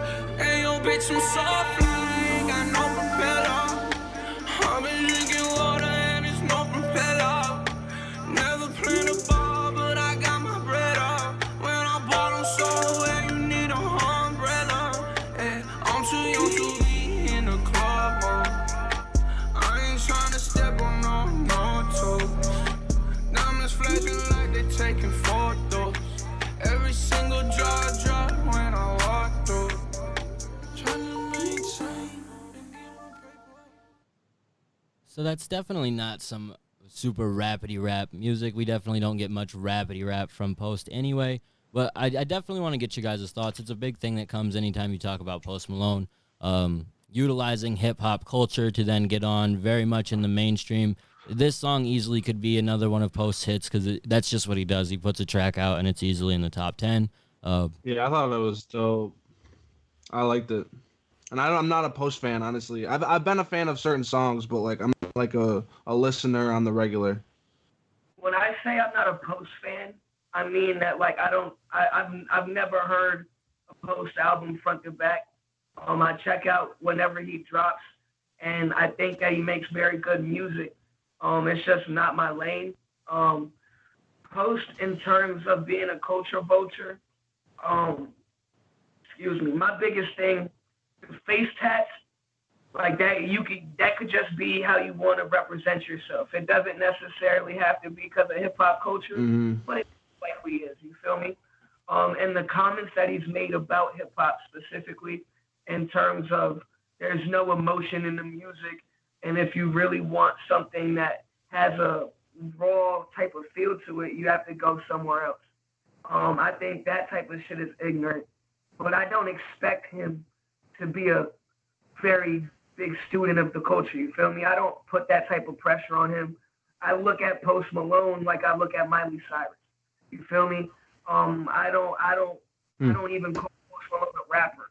He may do hip hop music, but he is a damn pop star at like that's basically it. I don't put that type of pressure on him to really give homage to the culture. But I just don't respect you if you don't.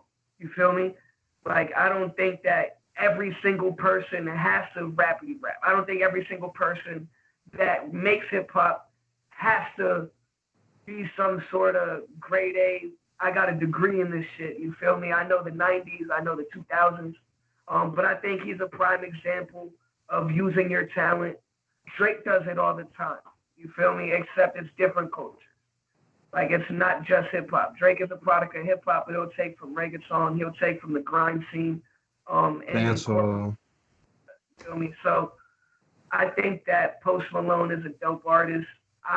You'll never catch me bumping him.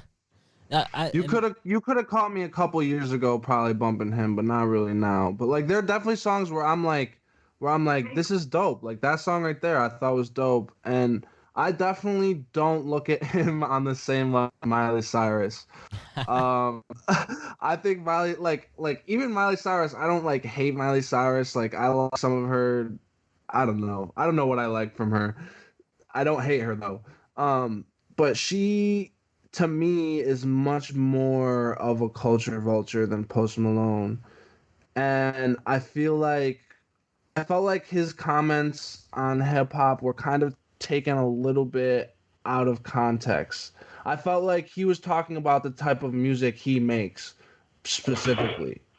But I'm not I would have to go. I remember when it came out a while ago, so I would have to go and refresh myself on that. But I think that go ahead.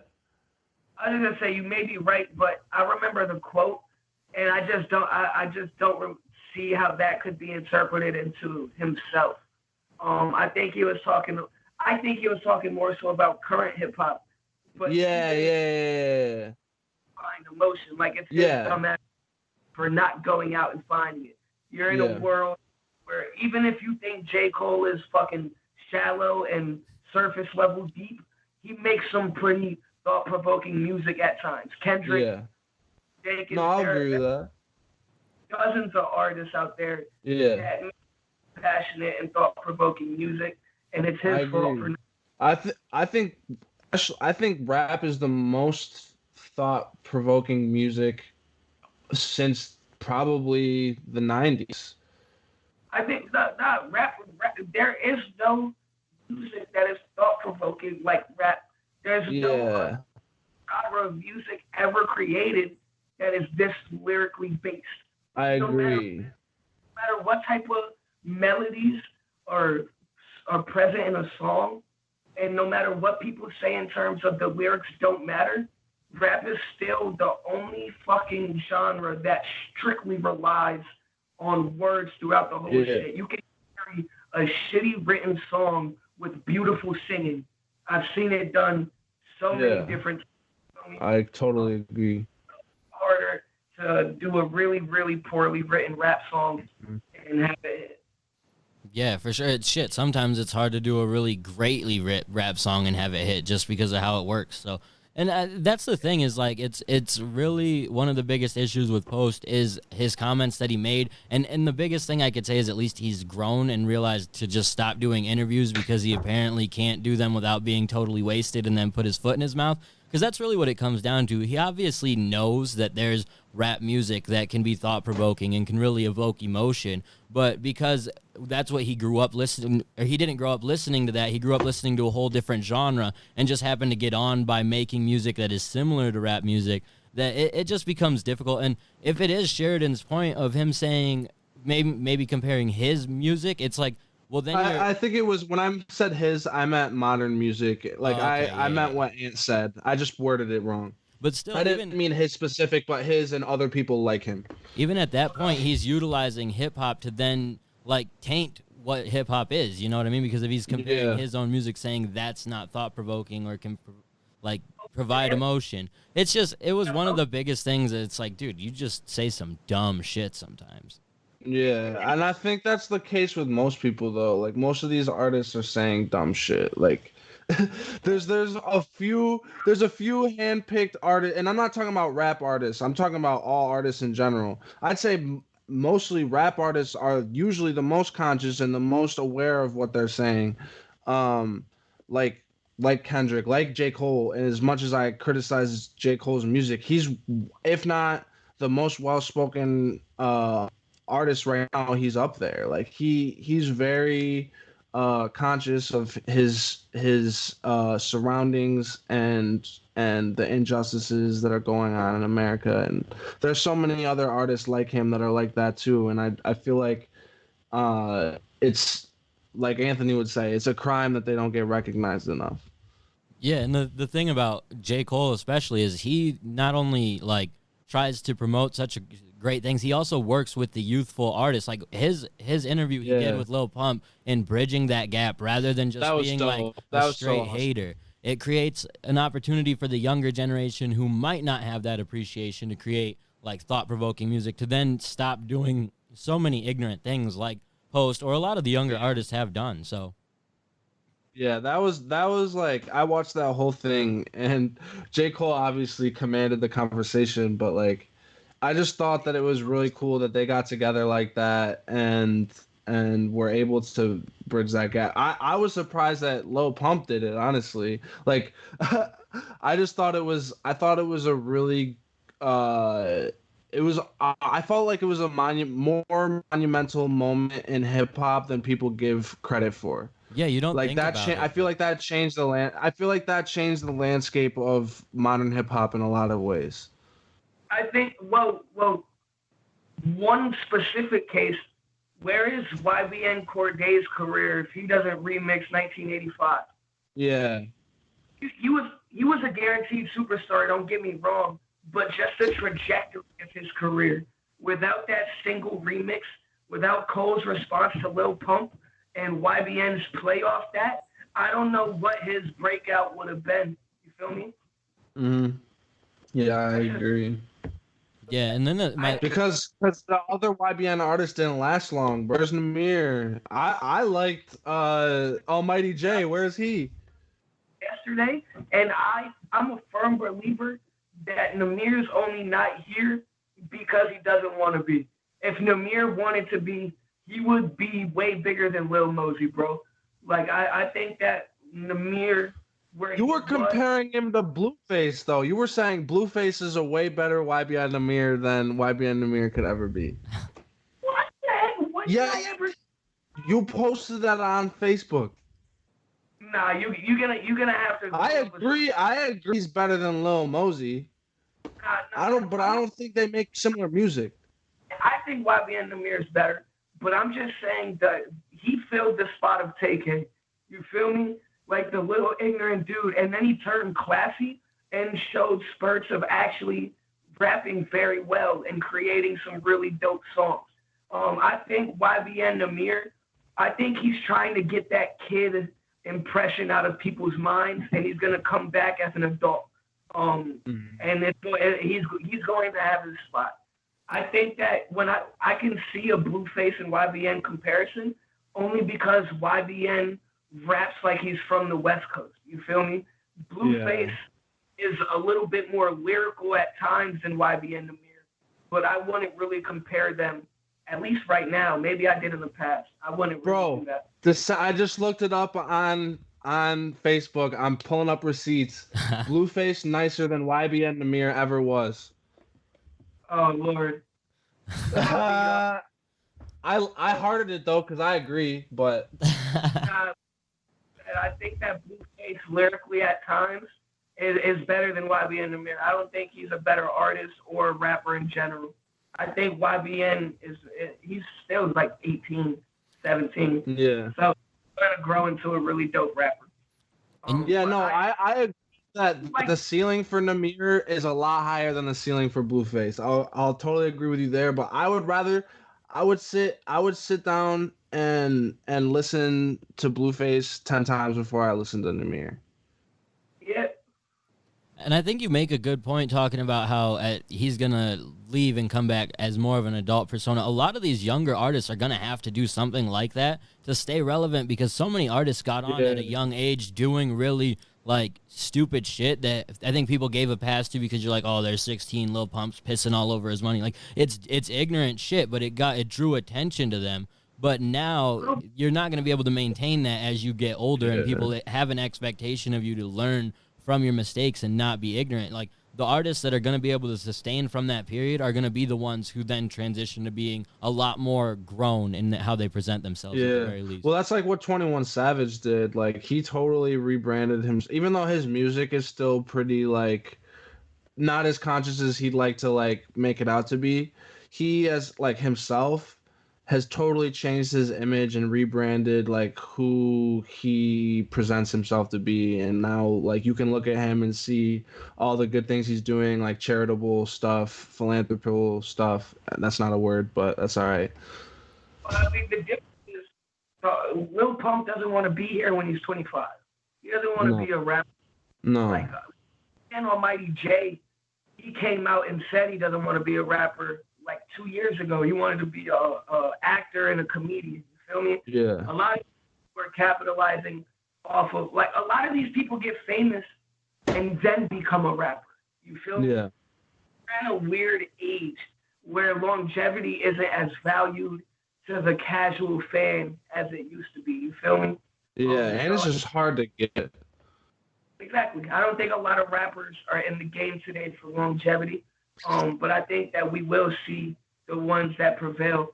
I think that there are a lot of people that will be here for a long time.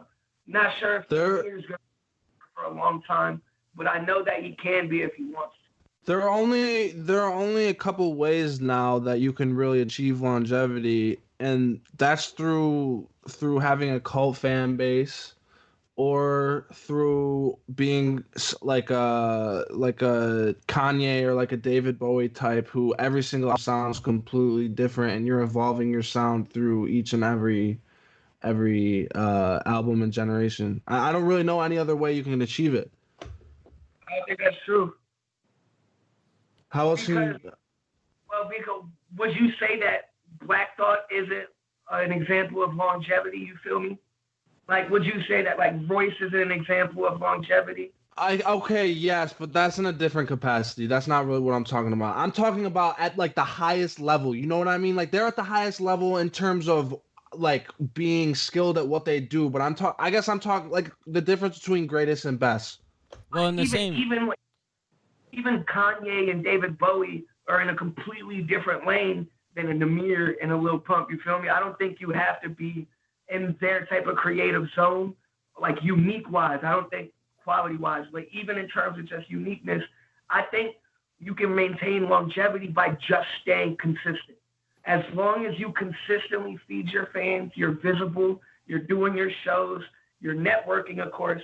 I've never been a mainstream artist, but as long as you keep your fans happy, which you will with quality music, I think that you'll be fine in terms of longevity. But what about when the sound changes, bro? Because, like, YBN Namir isn't Black Thought, bro. He, like, at that point, what? Like, you can't, when the sound changes and you're not one of the best lyricists of all time, like Black Thought or even like Royce, then that's a whole different lane. Like, YBN Namir will never be as good of a rapper as Black Thought, and that's just a fact. And I even think the longevity of those guys has a little bit to do with that cult following aspect that Sheridan brings up, where they have those diehard fans who are willing to support them no matter what and support that content. So you're able to consistently just provide for them, but it sort of limits your ceiling as to how far you can go. I think a big part of it, though, is just willing to evolve whatever you're doing. You can't necessarily stay the exact same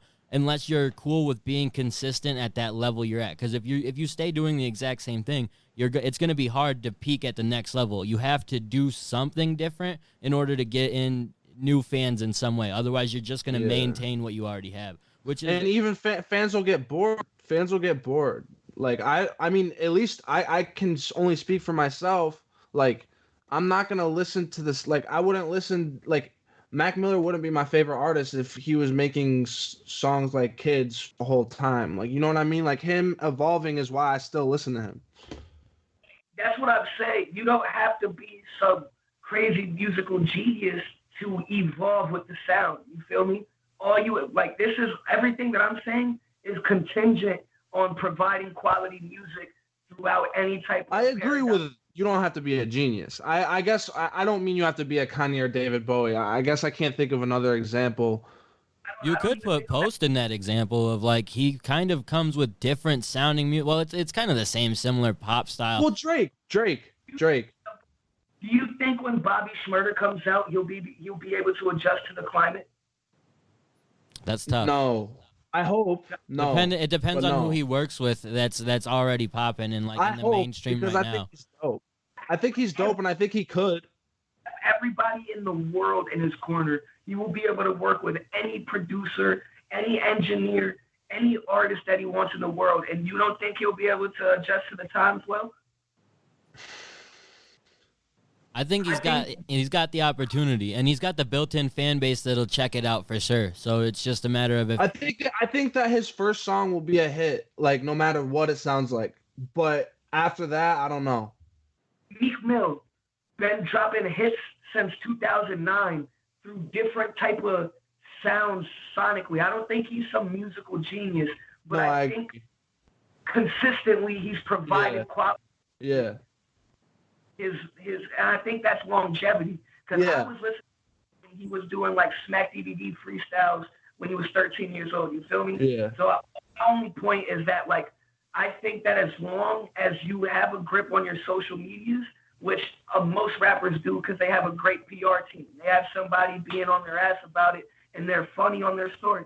I think if Bobby Shmurda was out of prison, he would have been able to make music from hot nigga to now, no matter what, just based off who he has in his corner, the type of sound he has. And I think that's the type of consistency. I think that artists, like, I'm trying to think of some artists today that I think that aren't musical geniuses that'll have very prosperous careers, like Jack Harlow, Flavian, Corday. Bro, I would have agreed with Jack Harlow, but did you listen to that album he just dropped? I was so disappointed. That was poop, bro. That was poop. There's not one song on that I would go back and listen to besides pooping. I think it was some shit that he can go state to state and perform and have people dance to, which I'm not mad at. But like my same criticism about Joyner Lucas is I think Jack Harlow is a fantastic rapper, and I want to hear him rap more and display his skill. I think not even on a musical level did he exemplify how good he was on this last project. No, he's talented, bro. He's talented. I can totally recognize that. But like, I will never understand why people half-ass shit. Like, I just will never be the type to like want to half-ass a song or want to half-ass anything in that capacity. I'm sure like people like Fontano and of course a lot of artists aren't gonna be in love with the project, but I'm sure his fan base was pretty excited for it and enjoyed the music. Because what I saw on Twitter, I don't know, maybe I had some. At least my homies didn't like it. That aren't like huge like critics. They're like that were fans of his. That were like, what the hell was this? But I didn't look at like what most of his fans online said. I mean, Confetti was a real solid project, bro. Confetti was a real solid project. Yeah, Confetti wasn't bad. This last one, it was more like a surprise drop. He didn't promote this as much. Like, yeah. I think that this was just some shit to go out there. So I still got faith. But I'm in the same pool as you. I think I was disappointed from the project. But I still think he's the sauciest white boy I've ever seen. And hip hop, bro. Like, that nigga is smooth. And I haven't heard the project entirely. I've heard a couple of his tracks, but it is a question of like, was he trying something new in the way that we're talking about of creating longevity? And no, it was just not. It was contrived. He's put out previously, like it was like it was a worse version of the club music that he put out previously. Yeah, it's honestly just hella contrived, bro. Like, just none of it. Like, there was no substance to it.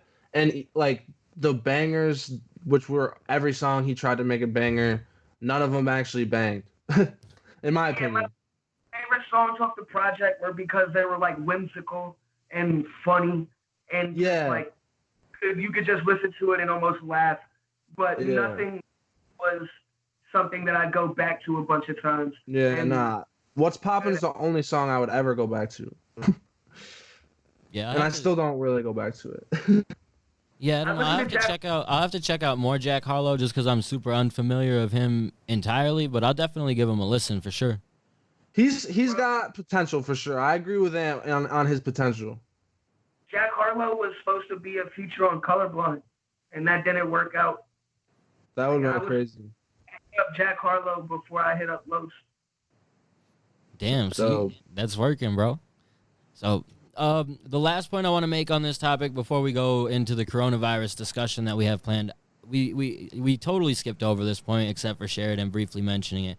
I do think though that Post Malone is a lot more like Miley Cyrus than you're giving him credit for, just because of the fact of like, bro, because they're in the same lane of being like super pop stars, and they both utilized a lot of major hip hop acts to get to that level. It's hard to it's a valid point. So, but Why don't you think Miley Cyrus? what's that? I just said, why don't you think he's like Miley Cyrus? I don't think that like he's not. I just don't think he's on that level. Like I think Miley Cyrus is on a different level of culture. Like if we're gonna call Post a culture vulture, which I can see the argument, but I don't know. I don't know if I necessarily agree. I think Miley is a much more of a culture vulture than Post Malone is. She like I've like read, and they're definitely fucked up. And they're like, I'll have to go back and read the stuff with Post Malone again. But I remember thinking, at least at the time, that it wasn't as bad as the articles were gassing it up to be. And I remember him being on like The Breakfast Club and Charlemagne just like giving him like a bunch of shit. And I like Charlemagne. Like I'm not trying to like, but like I just felt like I feel like a lot of the criticisms of him are a little unfair. That's I hear fair. you. I just definitely think if we're calling Miley a culture vulture, it's hard not to call Post a culture vulture, just because they like in terms of just not even the things that they've said, but the way that their music career has worked in like utilizing hip hop. And then he might not make rap music, but he has a lot of rap artists on most of his projects. It's sort of the same way she does in utilizing rappers on her projects to then bring in that fan base to check out the music that she's making that is then similar to the music that the rappers she has. So it's all kind of the same. If she's doing it, then it's hard to say that he's not, because I think that they're both kind of on the same spectrum of that. I don't think the question is if he's a culture vulture. I think he is a culture vulture, but I think that like playing off what I said earlier, I don't think it's his responsibility the same way it is a lot of I don't think he's pretending. I think he's like owning what he is, which a lot of people tiptoe around and try to make it seem like they have some deep respect for the culture. And that's what rubs me the wrong way. If you are good at what you do and you can make the music, and you don't pretend to be some sort of hip hop loving, I'm here for the people, this and that, then like I don't really get too mad at you. I'm not gonna wake up and be pissed off at Post Malone, but I do see a heavy resemblance to him and Miley Cyrus in terms of what he represents to the culture. Miley just has a Disney background, and she's done a lot more embarrassing things. Like she has a more extensive track record. Yeah. But I think what they symbolize in hip hop, damn near the same thing. I will say you guys are convincing me. So. Yeah, that's good. We did spend a lot longer on Post Malone being a culture vulture than I expected, so we will briefly talk about the coronavirus, how it has personally affected you guys. That's the interesting part of this is Anthony's in New York, I'm in South Dakota, you're in LA, so we all have very different perspectives, kind of going through the same but different things. Ant has had his tour essentially canceled. Like, this has impacted all of us in different ways, so, and that's kind of why we're here. Yeah, it's been huge. The way that so I did my first 2 tour dates, and I was packing.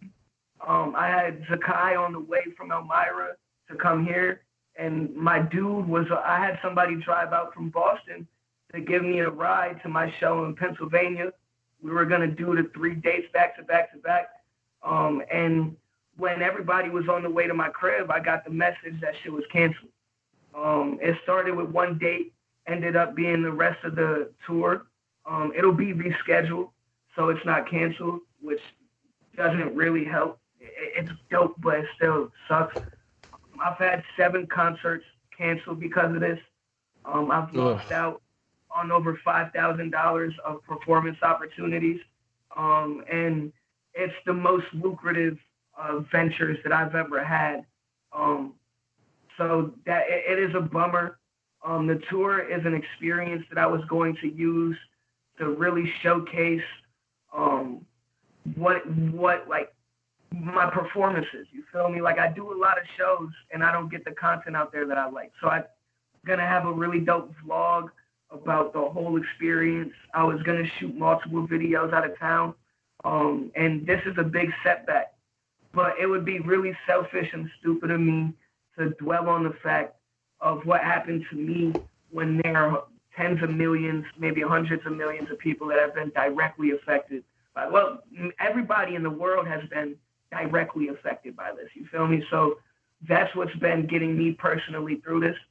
I've had to push back the releases of my projects. Like I said, I'm not going to talk about the release dates, but I had some things in the works for the next couple months, some surprise drops, and some big moves that I just simply can't do right now. The studio I was recording at is closed temporarily, and I was recording all these at one studio, so it was a very cohesive sound. So I'll be able to record music, singles and other things, collabs and shit. But I have to put on hold everything and come up with a brand new strategy. So it has been very hindering. It's affected me in a very severe way, but in not a way that will keep me from doing anything that I need to do. I just got to figure out a way to stay as visible to the public eye from my house. Yeah, and it's fortunate it creates this opportunity to do stuff like this too. Like all kinds of people are doing shit like this, going live, and it's a great idea. Like you said, keeping yourself out there and showcasing yourself in whatever ways you can, despite not going on tour or releasing that content. So yeah, Sheridan, how has it impacted you? So basically, I was like, so once they started canceling all the schools, my school, I go to a music production school in San Francisco called Pure Mind. And our classes were still going on. Like we were like one of the only schools, if not the only school in San Francisco that was like still running. Eventually they changed it to like doing Zoom and like optional Zoom classes, and then you could come in if you wanted. So I started just switching to Zoom classes like pretty much immediately. And then I'm collaborating with a female vocalist, Dorothea Murray, and she is from LA. So she basically was like, hey, like my mom wants me to come home for this, and if we want to keep working on, because I'm working on a collab album with her, if you want to keep working on this, like you can come with me. And I was like, yeah, I might as well, because she is really cool. Her mom's really cool, and like it's a super nice house. I'm like, they're cooking for me and like everything, and it's honestly a much better situation than being in my small ass apartment in San Francisco, like by myself. I would be total isolation, like be able to record, which I guess would be cool, but it would be like depressing really freaking fast. But yeah, I was supposed to put out an album on my birthday, April 10th, which I hadn't announced, but I can say it now because it's not coming out April 10th. My producer has kids, and they're all home now, so he just isn't able to work on things as fast as we thought we were going to be able to and get it in the system and get it out in time for us to be able to actually promote the release. So we're pushing that back a little bit. But now I have time to like work on more songs and stuff like that, which is cool. But directly, like I'm doing pretty well financially right now. So like it's not hurting me too bad. If it goes on for a long time, that might change. But luckily I didn't have anything like too serious planned that got canceled. So like it hurts to see like people like Anthony just freaking losing out on big ass opportunities like that. And even more like I read an article about Carl Anthony Towns' mom is like really really sick with the coronavirus, and she's in like I think she's in like a medically induced coma or something like that now, and like it just that like it sucks, dude, and it reminds me of like stuff with my mom, and it's just like that shit's so sad, and like people aren't realizing that like just because it's not affecting you and it might not kill you, which we don't know yet. Just because it's saying that it's only old people doesn't mean it can't mutate, doesn't mean it can't get stronger, doesn't mean you don't have a weak enough immune system for it to hurt you.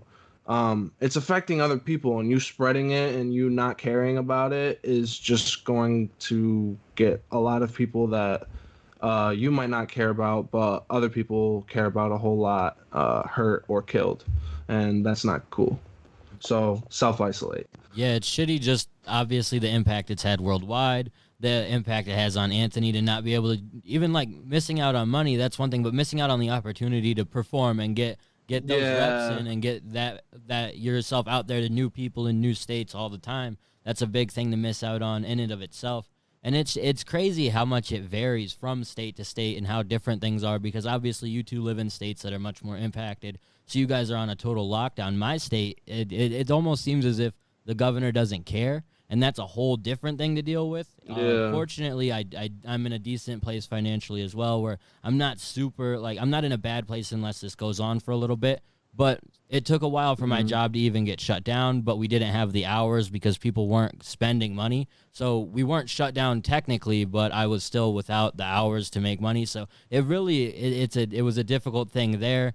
And it's just become a process in general where I'm waiting. We're essentially waiting for our state to get as bad as you guys have it before they really do anything, rather than looking at the impact it's already having across the United States, across the country, and being like, yeah, we should probably shut shit down so that doesn't happen here.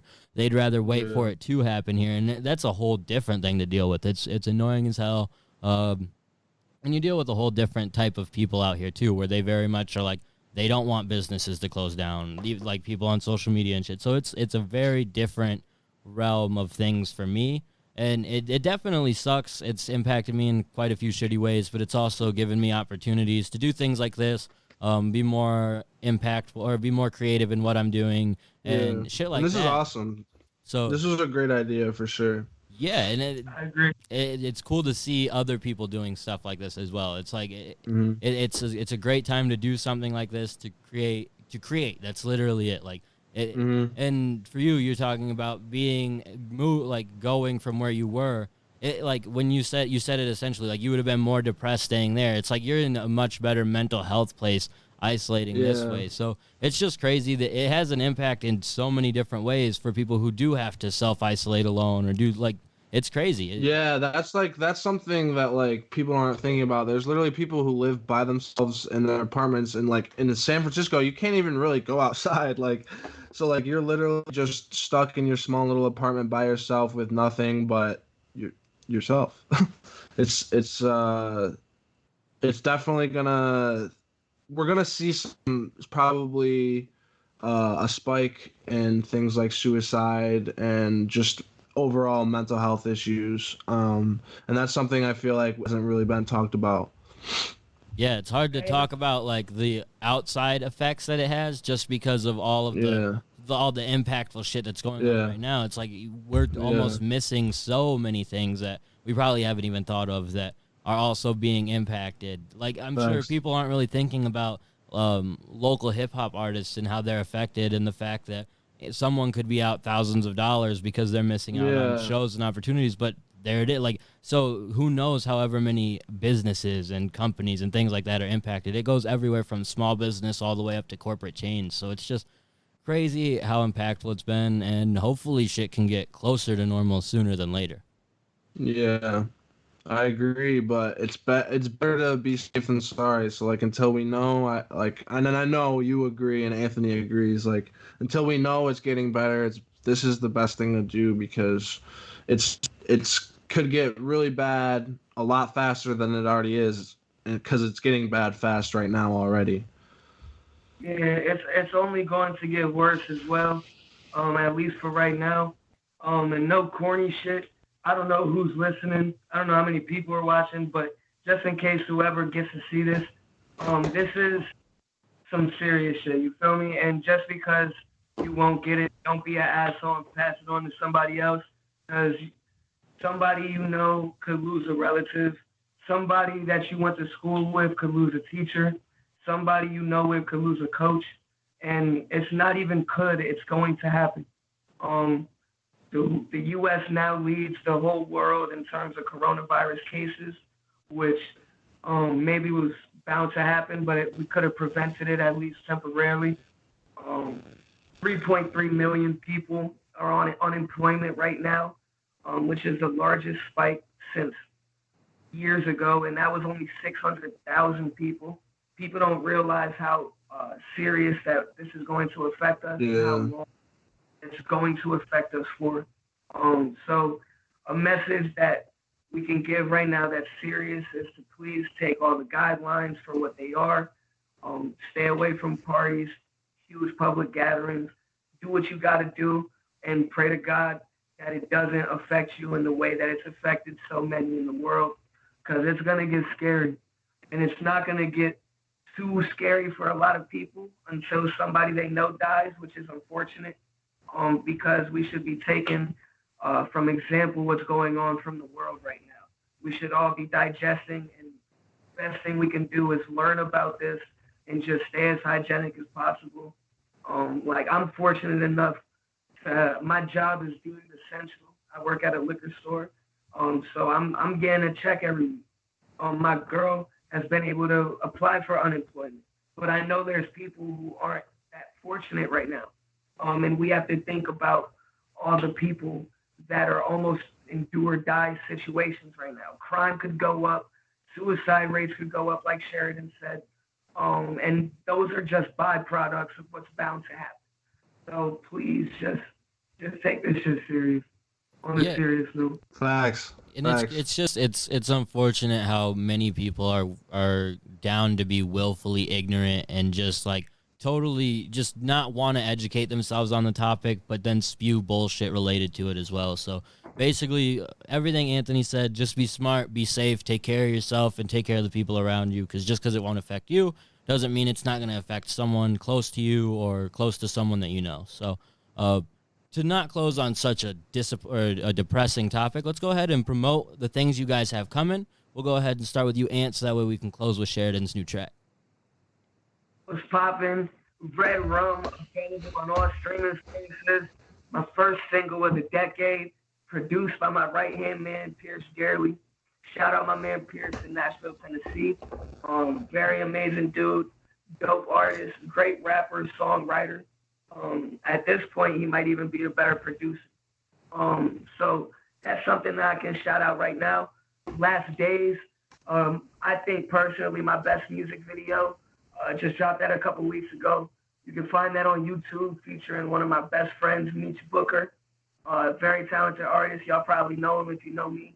I got a lot of singles coming out that I can't really, if I told you the name of them, wouldn't even matter, because you have nothing to base it off of. So I would just encourage you to go back, check out some of my old music, because what's about to come in the future isn't necessarily like anything you've heard from me before. Some people are going to like it better. Some people are going to like it worse. But I'm finally making music that I don't really care what the audience thinks. For so long, I was trying to keep in mind my crowd while trying to stay authentic. Right now, I have my own sound, and I've been showing it in a lot of the songs that I have right now. So I just encourage you guys to stay up to date with my social medias. Anthony Kannon at everything except Twitter, which is Anthony14 Rapper. We're going to get into a lot of shit this year, you feel me? My biggest influences in music are going to come out in the songs that I'm coming out with. And I can't wait for you guys to peep. I appreciate all the love that Red Rum's gotten so far. Most people that have heard it have hit me up, said that it's their favorite single. So yet again, YouTube, Spotify, Apple Music, check it out. Hit me back. I would love to hear any and all feedback you have on it. Yeah, for sure. Make sure you check out Red Rum. And Sheridan, what do you got lined up? What do you got that just came out? So I just dropped the first single to my next album I'm going to be dropping, which is a pop album. It's called Lurking in the Night, available on all streaming services, including YouTube. I have a song which is also going to be on my next album, dropping on April 3rd, featuring Dorothea Murray, called Press the Vibe. And you can catch the pre-save link on any of my social medias. I'm also working on a hip-hop EP, hip-hop only EP that I'm definitely going to be hitting up Anthony to hop on, and probably a couple other upstate rappers. And then I'm also working on a collaboration EP with Dorothea, which we have a couple songs already in the vault for, and they're hits. Like, they're just like we're going top 40 hits. Like, they're fire. They bang, and they just have all the sonic elements that you hear on the radio. Like, it's and it's real too. Like, it's not like we're just like we're talking about stuff that's like real and not just like corny bullshit that you usually hear pop. But yeah, other than that, I'm just grinding. You can catch me on Instagram at Sheridan Cartier, Twitter Sheridan Carter with 2 R's, and Sheridan Carter Crane on Facebook, Snapchat Baller Kids You Know. Other than that, that's about it, I think.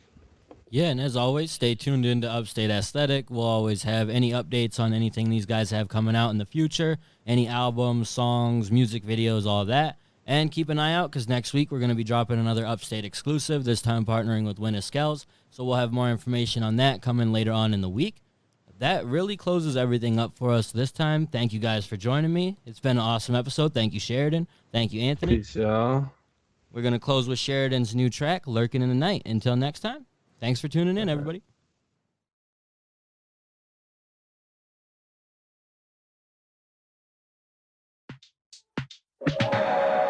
Cosmo on the track. I can feel you lurking in the night. Baby, I don't wanna fight no more. Tell me what is right. I'm losing my sight, so for the time being, I don't mind being alone. Can you show me where it's home? Baby, touch me like a stone. You can't save me. Standing outside is raining. This place is so constraining. Maybe I'm gone. The memory getting hazy. Can we slow down the pacing? My life seems to be changing. Lately feels wrong.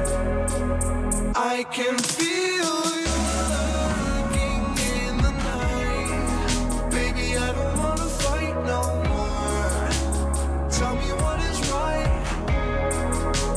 I'm losing my sight, so far.